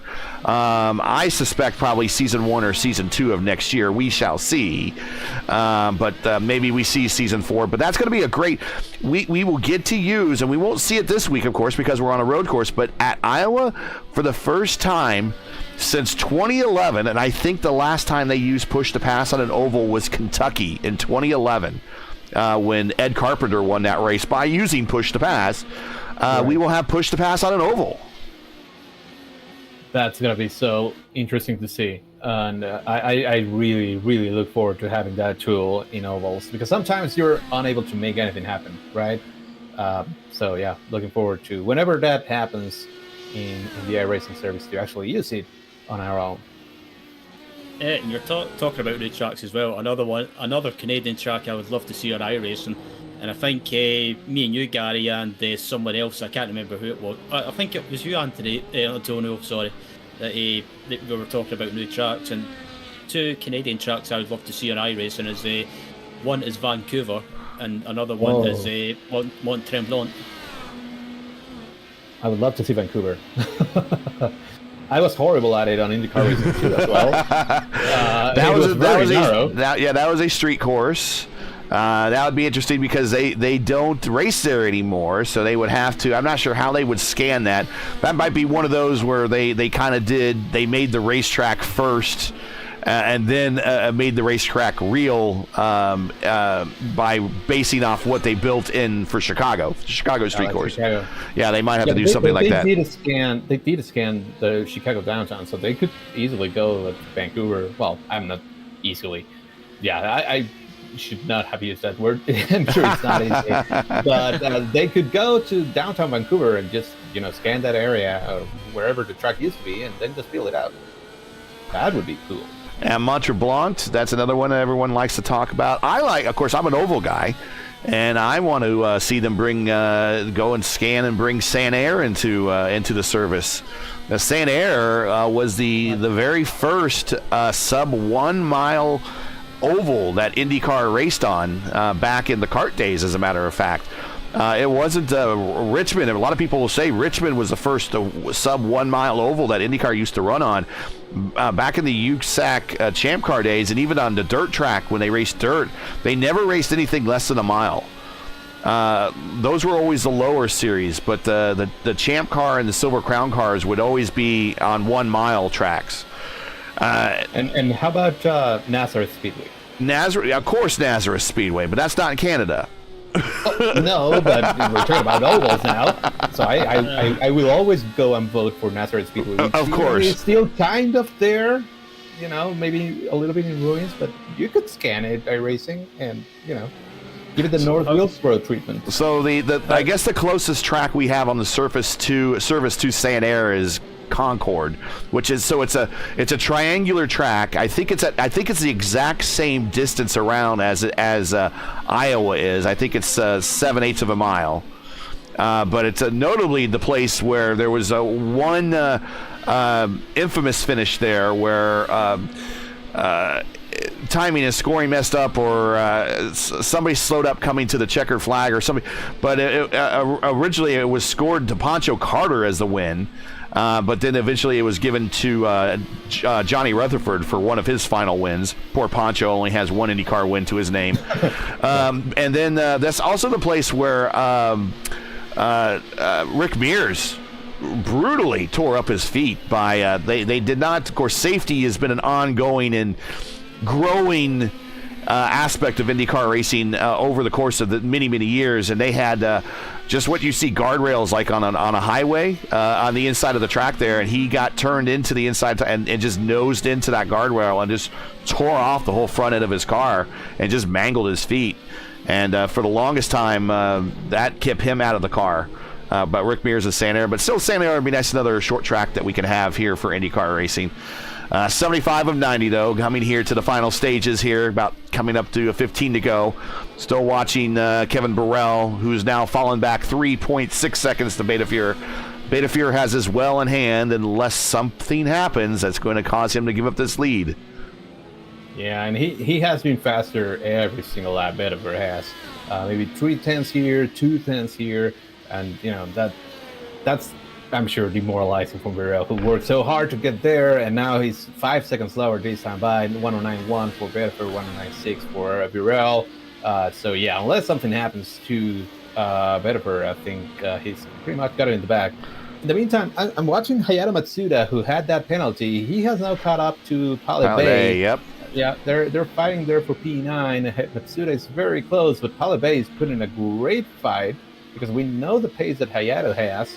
And Hayato has not been able to make the move still. And Pale got a great run right now off of 4. He's going to have off of 3, entering 4. And yeah, Hayato is trying his hardest to make it back to where he was in the top 5. I'm not sure he's going to have enough time to do so. Yeah, he might be seeing a little bit of red mist right now as getting that penalty on pit road cost him some time. But this is a battle for 9th and 10th. Jonathan Oshlam on pit road for their final stop. Mitchell Bott gets the position, move him up to 14th. Other battles on the racetrack. Joseph Harker there in that Allenser Jr. throwback. He is battling for 17th there with Sikora. Right, with Sikora, yep. And guys, something that we haven't talked about, there's only 7 cars in the lead lap. Yeah. Yeah, I was about to mention that as well. There's only 7 cars on the lead lap, and the last car on the lead lap is Sam Fitzpatrick, who's involved in battles in the early stages of the race, but he's kept out of trouble and kept a cool head, and yeah, he's having a great run and a great run in 7th place at the moment. And if he keeps it on the track, I believe this will be. For what I believe and from my notes a quick look at, it'll be his best result of the season so far. Something happened to Sikora. There was an incident. Oh yeah, Joseph Harker is missing a wing.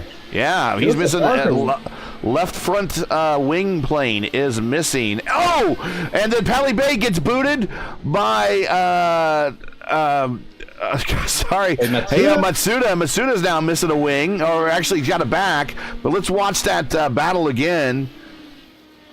Oh, it was weird. Yeah, Pally Bay just all of a sudden slowed down really early, just like maybe just caught Matsuda out. Yeah, I don't think that's on Matsuda necessarily. I mean, he does initiate contact, but yeah, the weird thing is Pally Bay has had to slow down quite a bit. Yeah, Harker was missing a left front wing plane. So, I think it all happened because of that. Yeah. It all started with Harker getting way overly optimistic and trying to make a move on Sikora, took him out, lost his wing, then was in front of this group, and Pally Bay had to take evasive maneuvers, but there are so many blind corners at this track that you cannot foresee that happening. And unfortunately Matsuda ended up making contact with Pally Bay. So that moves John Carlos Schooler who is in that Mercedes Formula One Petronas livery. Come on, man, let's get you an IndyCar livery. Can we do that? He is up to 10th. And that now gives him a top 10, a potential for a top 10 finish. Behind him is Logan Edwards. He has a bit of a gap over Edwards, so Schooler looking just needing to bring this home for a pretty good finish, finishing 8 spots. I got 8 spots for him, 7 spots better than where he started, so good on him. But your all the cars on the lead lap, as we mentioned, is Betafuhr, Burrell, Craig, Sandberg, Carey, Brito, and Fitzpatrick. Only 7 cars left. Fitzpatrick, how is he related in terms to the leader? He is 4 cars in front of the leader right now, so I don't know if Betafuhr will get to him or not. Yeah, I think he still has a buffer. He should be able to keep Betafuhr behind him. But yeah, good stuff from Schooler. Again, somebody that we haven't really seen on these top split races. He is, again, no slouch, 6,200 I rating. Can we? Doing a pretty good job. Yeah, that's a much higher I rating than me, so I can't really, I can make fun of his livery. I can't make fun of his driving. Can we all agree, though? Can we all agree that if you're going to come and do the IIS, there's 2 things you got to have: an IndyCar livery or your team livery, and sure. no more Kyle Larson liveries, please. Oh man, no more. So, I was watching the broadcast the other day. Oh man, you were in a race at Talladega on Tuesday that had 3. There were 4. There were 4. Okay, there were 4 Larson livery cars. Because IndyCar Fixed this weekend, or IndyCar Oval Series, is at Talladega this weekend, and you were in the top split race on the Tuesday broadcast at 8:15 p.m. Eastern, and there were 4, and it was so hard to go. Nope, it's this guy. Nope, and we didn't know who they were really, because they were just kind of they were probably ringers coming in from another series, participating in IndyCar because IndyCar is at Talladega, and well, IndyCar is at Talladega. How hard can it be, right? So. But then there's 4 cars, so they're all drivers that we don't know, and they're all and they all shot to the front. So at one point, the Larson livery was like 2nd, 3rd, 4th, and 5th. Yeah, which I really like that livery. By the way, I think it's really an okay cool livery. Yes, I was tempted to run it at some point, but anyway, that's beyond the point. The good thing is that it allowed me to see, okay, these guys, they are ringers, clearly. And so it's kind of a little bit like the Red Bull liveries on Formula 4. Yes, that's exactly what the guys said on the broadcast. They're like, it's the new Red Bull livery for IndyCar. Yeah. But it's, guys, let me tell you, when you're thinking about racing these series, choice of livery matters. And if you come to an IndyCar series with a NASCAR livery on, and we get around you and race you, that matters. That actually does matter. We're like, how competent is this guy? He's got a NASCAR livery and an IndyCar car. Can I race around this guy? Is he going to pay attention? Is he going to know? But play the role a little bit better. If you could, there is over 100 years of IndyCar history. There's plenty of different IndyCar liveries out there to choose from. Pick one. Yeah, and for me, if you do run an IndyCar livery, please make sure it's a retro livery, like a Marlboro livery or a Target livery. Marlboro, Target. My favorite is the Domino's Pizza Hut one. Or Pennzoil, sorry. Pennzoil. You can't go wrong with the Yellow Submarine. You can go wrong with the Yellow Submarine when you give the Yellow Submarine yellow wheels, which someone did in the second broadcast split we did at Talladega. They had the Yellow Submarine with yellow wheels. You can't do that. Yeah, that doesn't look really great. No. Yeah, if you run your yellow wheels with a yellow livery, that's just you may as well. You may as well call your car the banana boat. But you're right. It does make a difference, especially if somebody that you have never seen in one of these races. Yeah. And you see them sporting either a Kyle Larson livery or a Formula One livery, you're gonna be extra careful around them. It could be maybe a something that benefits you in a way, because people are probably going to give you more room somehow, because they're going to assume, we are all going to assume that, you're not very familiar with cars. I've made up my mind now that to get more room, I'm just going to go with Dale Earnhardt now, just Intimidator there you go. livery on my IndyCar, and everyone will get out of my way. If I see that, I'm certainly getting away from it. Like, go ahead, buddy. Do you. Go right ahead. Do you. Lead laps, do whatever. We need Jeff Gordon Rainbow Warriors livery. Okay. Yeah. And I'm a Jeff Gordon fan, but I've never painted my IndyCar. I tell you what, anything alluding to Jeff Gordon. There's a couple drivers that do participate in the Tuesday night top split races that we cover for the Oval Series. Matthew Ponto, I'll go ahead and shout him out here. Probably doesn't even know he's going to get shout out on the IAS broadcast. He always comes to the racetrack with a retro livery that I get a chance to at least take a lap or two to talk about during the race. If you want to be talked about in a race, come to one of our broadcasts in a retro livery, and I will probably spend at least a lap or two talking about your livery if we get a chance to notice it. Today's race has been a little hectic, though. Yeah, it has. Pally Bay is back on the racetrack, as a matter of fact. Beta Fear putting them another lap down, but a new rear wing and a new front nose for Pally Bay, trying to bring home probably a damaged car, at least try to get it a top 20 finish here. Yeah, currently, actually 20th. Yep. Seems to have a pretty good buffer to Oriol Mata, who's still out on the racetrack. But yeah, that's unfortunate. We had such a clean race, and that incident, a couple laps ago, really turned it into its head. The incident with Brophy, that's the one I want to go back to the Discord server and find out if anything is said about that. Yeah, and Brophy making a rare appearance here as well. We know him as a novel specialist as well. He's really also no slouch on road courses, but his specialty is more on the oval side. So, yeah, I'm not sure that there's going to be a lot of talk about that. No, actually, there's actually no talk over in the Discord. We're talking about the IndyCar iRacing IndyCar community Discord. You can check that out. I believe the link is in the description. You can join that Discord. That's just a lot of these other drivers that you see here in the series. Not every single one of them. There's a lot of teams here that just show up for the IIS and don't do any other IndyCar racing. But there's a good number of these guys that participate in the IndyCar community, and they're over there as well. Hey guys.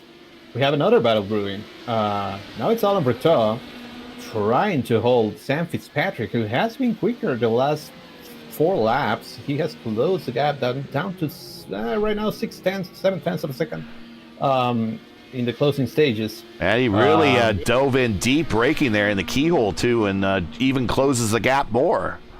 Yeah, and an advantage to Fitzpatrick, who is on the alternate tire, as opposed to Breton, who is on the primes. So we know that the alternates are a little faster, so maybe he has enough time. The laps are ticking down, though. Only 5 to go. Yeah, absolutely. In fact, Fitzpatrick was pretty much all by himself, but I wonder if Fitzpatrick's been looking after his tyres, so towards the end of the race he can start pushing. And right now you can see he's starting to catch Breton as well, so it looks like Fitzpatrick's definitely been in a bit of a tyre-saving mode, if you like, and just making sure he's got enough tyre left to push towards the end. He closes right up on the exit of the final couple of corners as they come across the finish line and onto lap 86. Yeah, and both these guys put it on the same lap, lap 68, so theoretically they should have roughly the same amount of fuel in the tank. Push to pass situation for your leaders, as Fitzpatrick looking very low going into the keyhole, trying to dive deep there with the braking. 4 apiece for Beta Fear and Burrell, 3 for Craig, 4 for Sandberg. Brian Carey, great race for the power slide entry. He has 3. Breton has 3. And Breton actually does have the advantage here in this battle. Fitzpatrick is a Winchester. He is 0 on push to pass. So he has used them all up. He cannot do anything. He cannot attack. He can't even defend if he had to. He is out of push to pass. Now, unlike what we all have this weekend, these drivers will never be out of some type of boost. They might have their push-to-pass seconds have expired, but they will always have the energy boost available to them, provided they have a charge in the battery. So that's going to be something new that these drivers can experience if and when we get that technology put into these cars, to always have a kind of a push-to-pass plan B late in a race when I am zero on my real push to passes. But that's what we are facing right now, as Fitzpatrick dives in there deep, and he's going to lose lose everything that he just gained there by going high into the keyhole. Yeah, but at the same time, there is another battle brewing, and there is a little bit more of push to pass situation here. Anders Sandberg getting super close to Rashad Craig. He was up to down to 2/10 and made a little bit of a mistake in the yeses, lost a little bit of time, but he's still very close to Sandberg, to Craig, I'm sorry. So that's another battle that's happening in the last couple of laps. What's the push-to-pass situation for these two? 3 apiece. Well, there we go. Let's see what happens here. Sandberg getting closer here. And the track temp, we've had the weather up on the screen for a while, but the track temp is up there. It's 119. So these tires, especially late in this run, a lot of these guys now 20-plus laps on these tires, they're going to be screaming in agony. Rashad used the one push of the bottom there to get a little away from Sandberg, but it didn't really change things that much. Sandberg's still there. Yeah, Sandberg still has the advantage 3-2. But he's running out of time. I mean, we only have 2 more laps. And Betafur just going through turn 1, coming up into the keyhole. He has himself a 5-second commanding lead. He has Olivia Hayward, Miss Excitement, in front of him by 5 seconds, so he will not encounter her. And Hayward's not going to is on push to pass, so she's not going to allow that to happen, anyways. Yeah. And it also looks like this battle has fizzled out a little bit as well between Craig and Sandberg. Craig on the bottom, Sandberg on the bottom. But that kind of evens it out.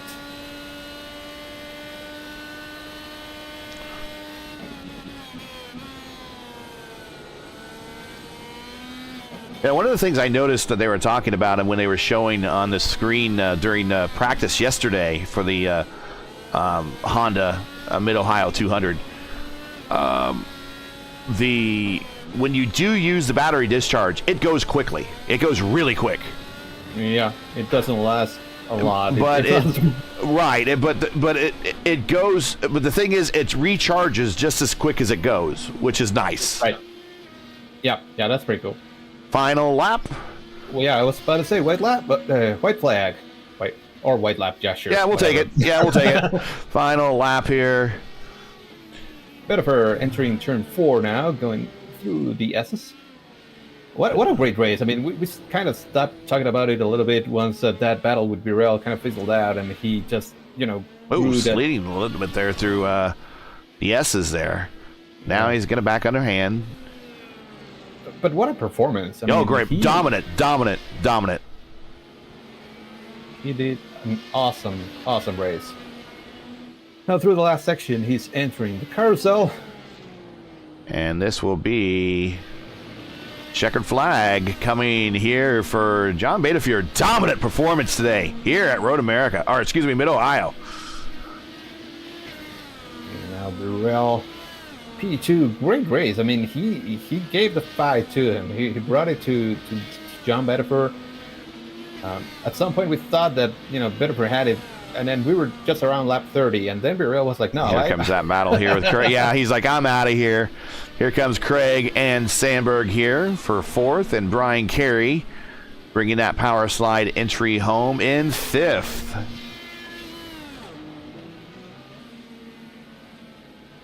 Yeah, that was a fun race, guys.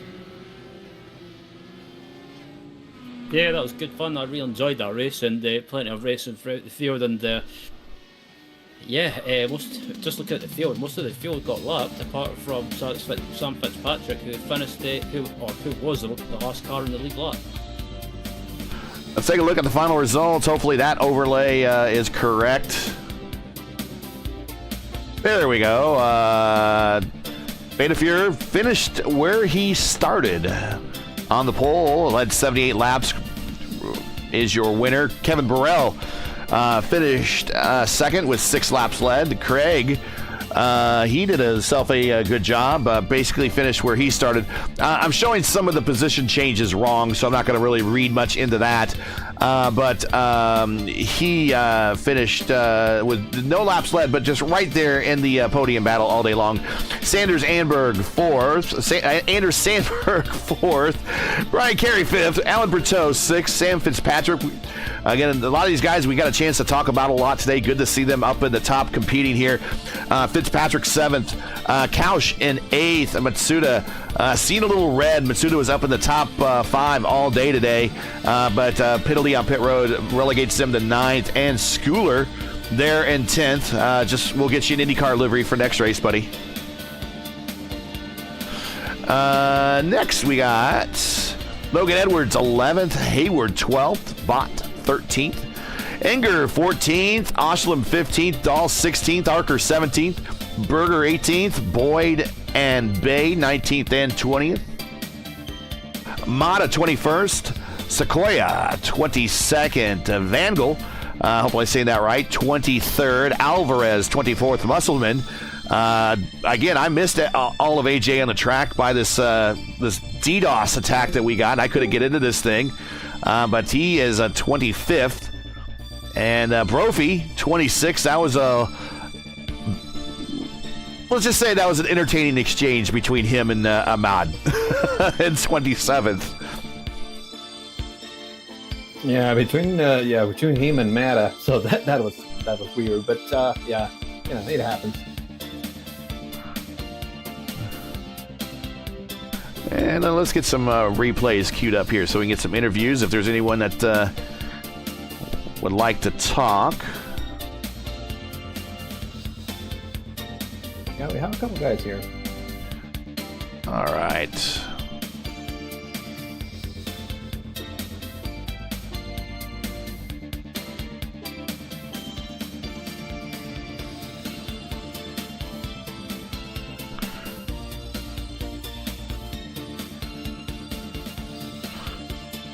All right.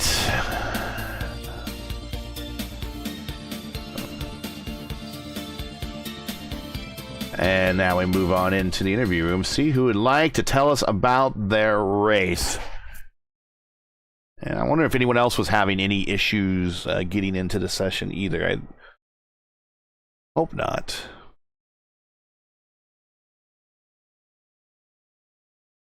And here is Rashad Craig. We'll bring him on in. Hey, Rashad, you are here with Antonio, Ryan, and Gary. Congratulations there on P3. But, man, you had someone dogging you all day long. Yeah, it feels like it, too. 95 laps of being pursued all day long. Are you tired? Yeah, I wish I had a hot tub I can soak in after this, but cold shower's gonna have to do. We'll talk about your race other than being dogged by, looks like for a good portion of it was Hayato, but towards the end there you had Anders Sandberg tracking you down. Yeah, coming off some of the other races between like Open and IS this week, doing a lot of changes to the set and made some changes to help the Reds stay alive. And it felt pretty good, and let me hang on. Like most of it now was kind of the strategy. Last race I got stuck behind people all race this time. We had Sam in the booth helping strategy, and everything worked out, especially choosing undercuts and things like that. And after that, it was just save the tires as much as I could, and everything worked out. Let's talk about having that advantage in the booth or on the cart, so to speak. That is it's a fair advantage because anybody else here could do it in the service, and very few people do. Tell me the benefit of having someone up on that stand or just another team member that's helping you with strategy. How beneficial, how much of an advantage is that to you compared to other drivers that are out there that's managing that all by themselves? Yeah, it's huge because it takes so much off you mentally, like having to race and then try to do math in your head. And the times where I kind of had to use some of it on myself, like if you look at the timesheets, I definitely dropped off in pace. But like having somebody that you can ask questions and you don't have to like fumble through and figure out things on your own and know what gaps are, it's a huge benefit. Yeah, we always talk about having that man on the man in the booth, man on the cart there through the when we have our IAS coverage. When we were broadcasting that league, the champion there always had a kind of a spotter or a strategist there to help him.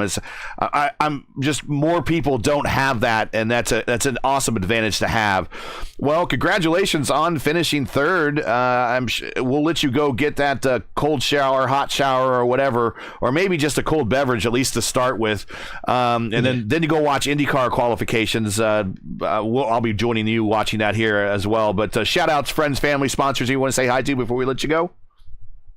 Shout out to the team. Been working hard for a couple months on sets, and it's been a real team effort, and the results have been showing recently. And shout out to all our friends and family this weekend, and it was nice with holidays and everything to have time to relax with everybody. So, and shout out for you guys for continuing to stream these races.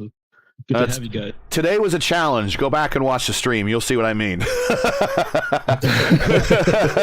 The DDoS attacks did not make things fun for us getting into the session, but we're glad that you were able to get in. Good to see you, and congratulations on finishing third. Yep, thanks, guys.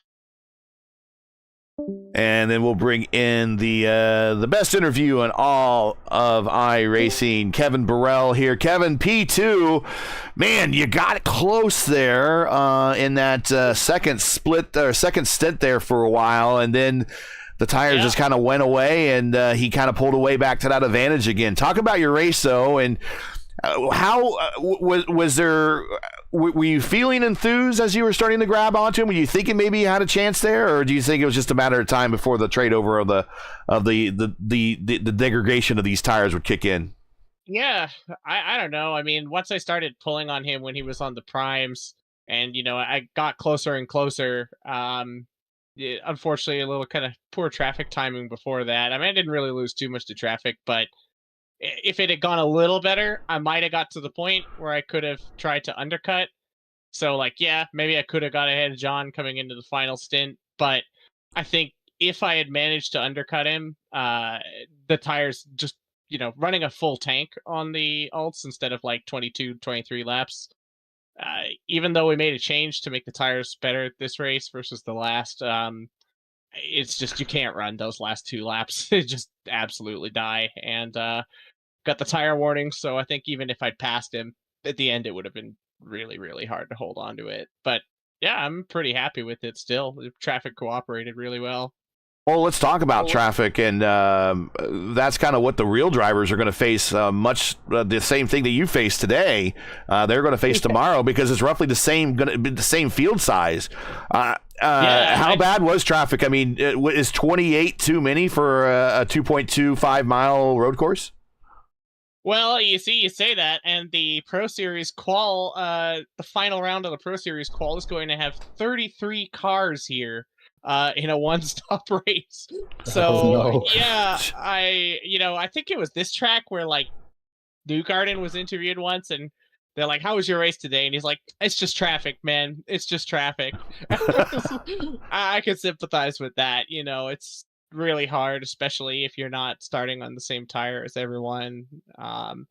It's a tough track, but at the same time, it's kind of like what happens at Long Beach sometimes, where it's such a bad track to try and pass traffic at that no one tries anything sketchy. People let you through, and it mostly works. So yeah, I mean, I can't complain too much. It's we tried to come out. I had Sam Karasala on the pit wall trying to figure out good times, but there's only so much you can do to avoid the traffic in one way or another. And hey, 6.8 over 90 laps, it's not even 0.1 a lap. So I'll take that. I'm pretty happy with that. Well, shout outs, friends, family, sponsors, anyone who would say hi to. I know it's going to be at least a decent points gain for you in the championship. I don't see, I don't think Kraus, or at least from what I see, Kraus didn't run the first two splits. He didn't run the day. I don't know if he'll run the one later tonight, but it's giving you an opportunity to gain ground. Of course, that might be his drop week, so we'll see. But the crazy thing is, he could win. He could win this week, I think, and it would still not even be in his, like, he would have, a win here because of the SOF this week. I think he would still have as a drop week. So, okay. Well, any shout outs, anybody, friends, family? Sounds like you had some extra help up on the stand today, which is always a nice benefit to have.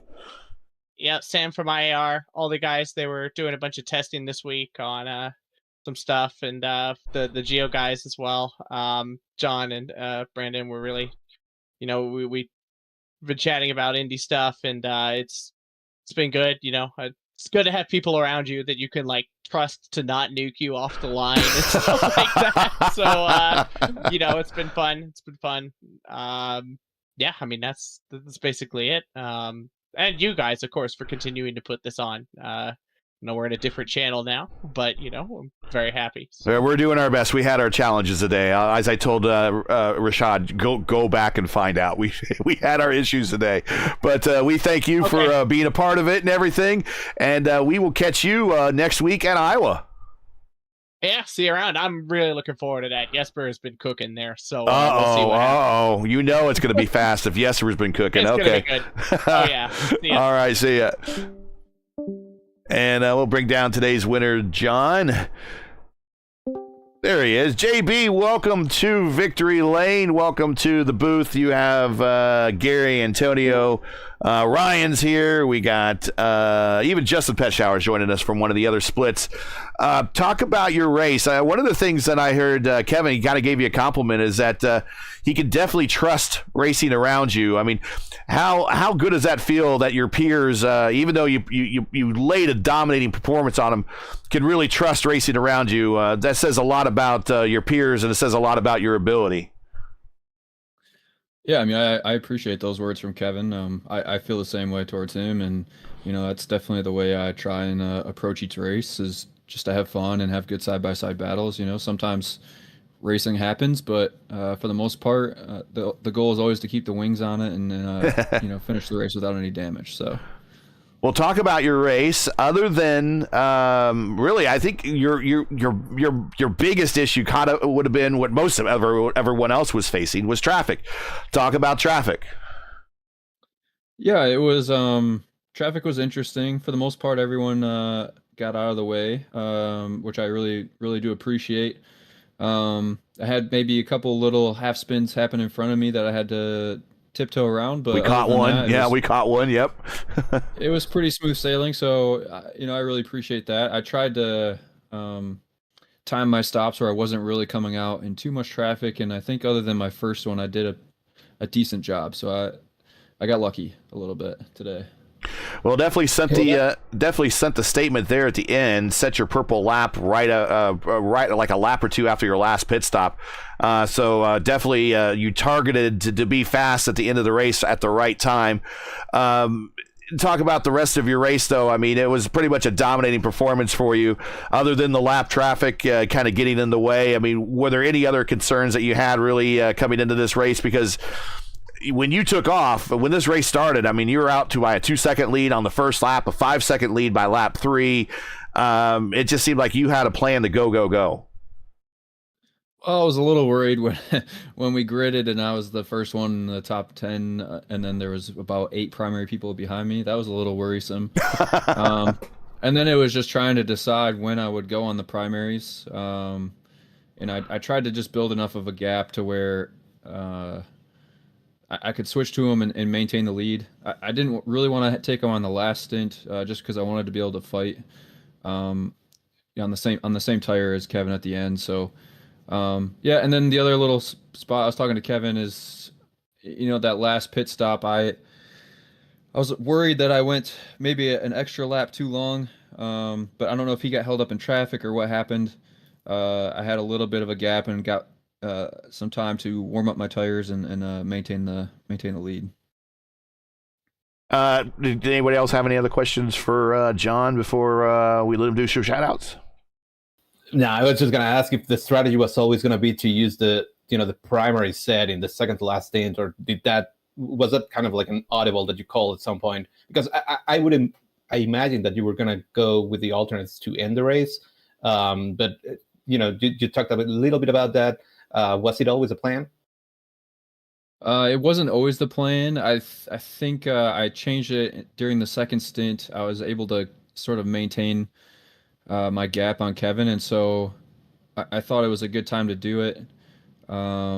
If he would have closed a little bit more, I just wanted to make him make the pass on track. That was the goal the whole time. So if I needed to use the reds again to sort of extend my lead a little bit or try and make up some ground, then I would have gone the primary as the last stint. But that was the decision there.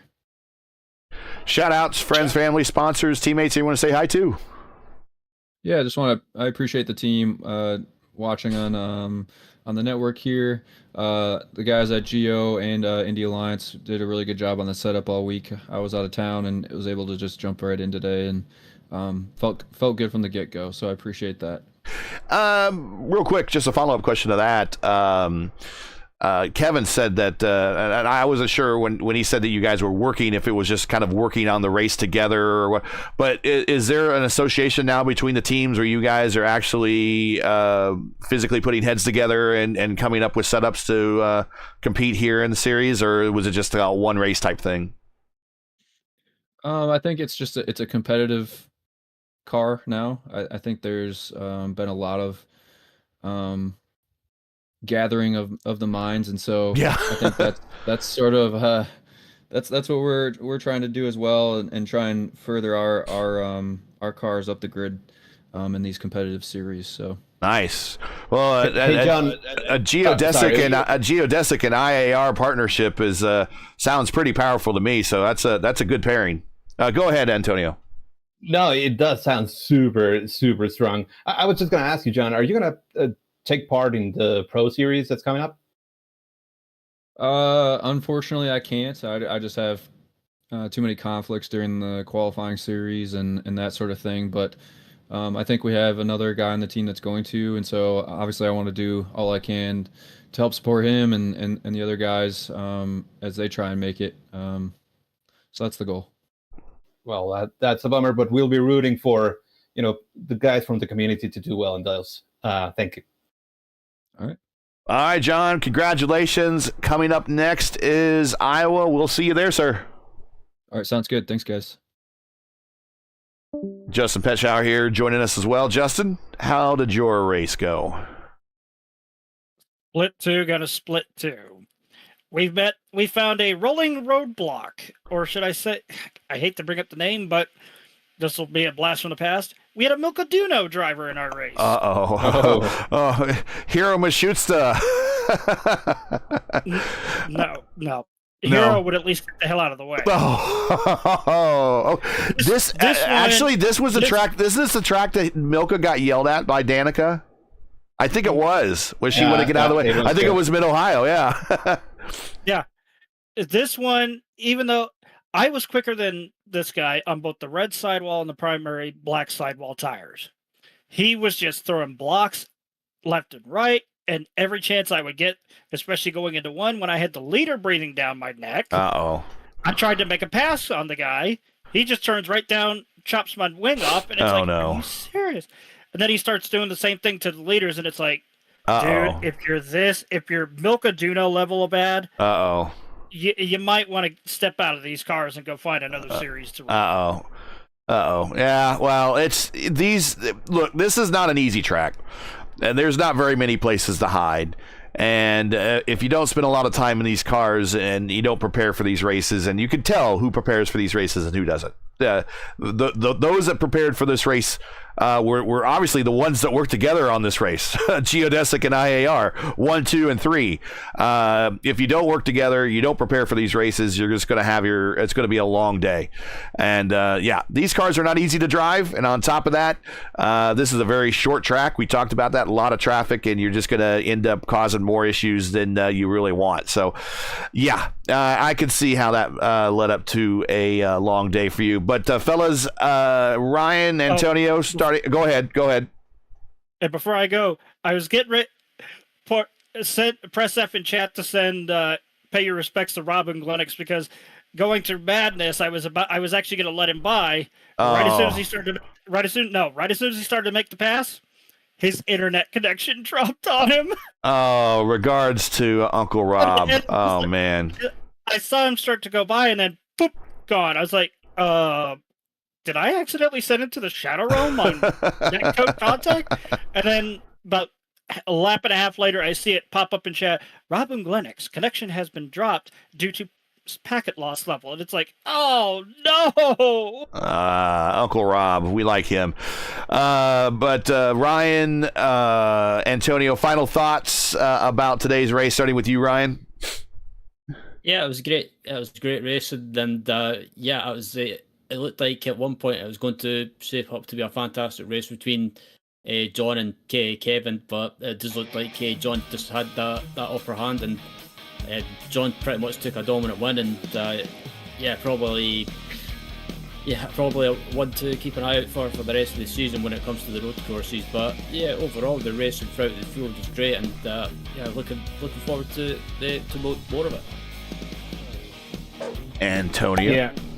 Yeah, no, I've got to echo pretty much the same sentiment. I think we saw a great race. Typically Mid-Ohio doesn't allow for a lot of, side by side. We talked about it a lot. That once you get to the SS section, you're basically stuck behind those guys. But we saw a lot of moves, a lot of battles. Many of we're stuck kind of together. Breton Fitzpatrick, Craig and Matsuda, Craig and Sandberg later on.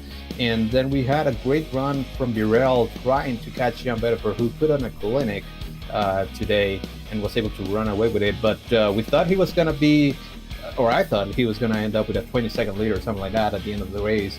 And that wasn't quite what happened. Birel really got the fight to him. He was very, very close, under a second at one point when that last stint started. And then, Bedford ended up getting the win anyway, but he made it very exciting. And we also saw a lot of new faces. And, shout out to Schooler, for example, who ended up with P10. Good run. Kausch was one of our, biggest winners. Yep. And, some days that we haven't seen before that they race very cleanly. We saw also a lot of action, some incidents, especially at the beginning, and then that last one that took Sikora out. But overall, a great race that we saw today. All right, well, that's going to... It's Iowa.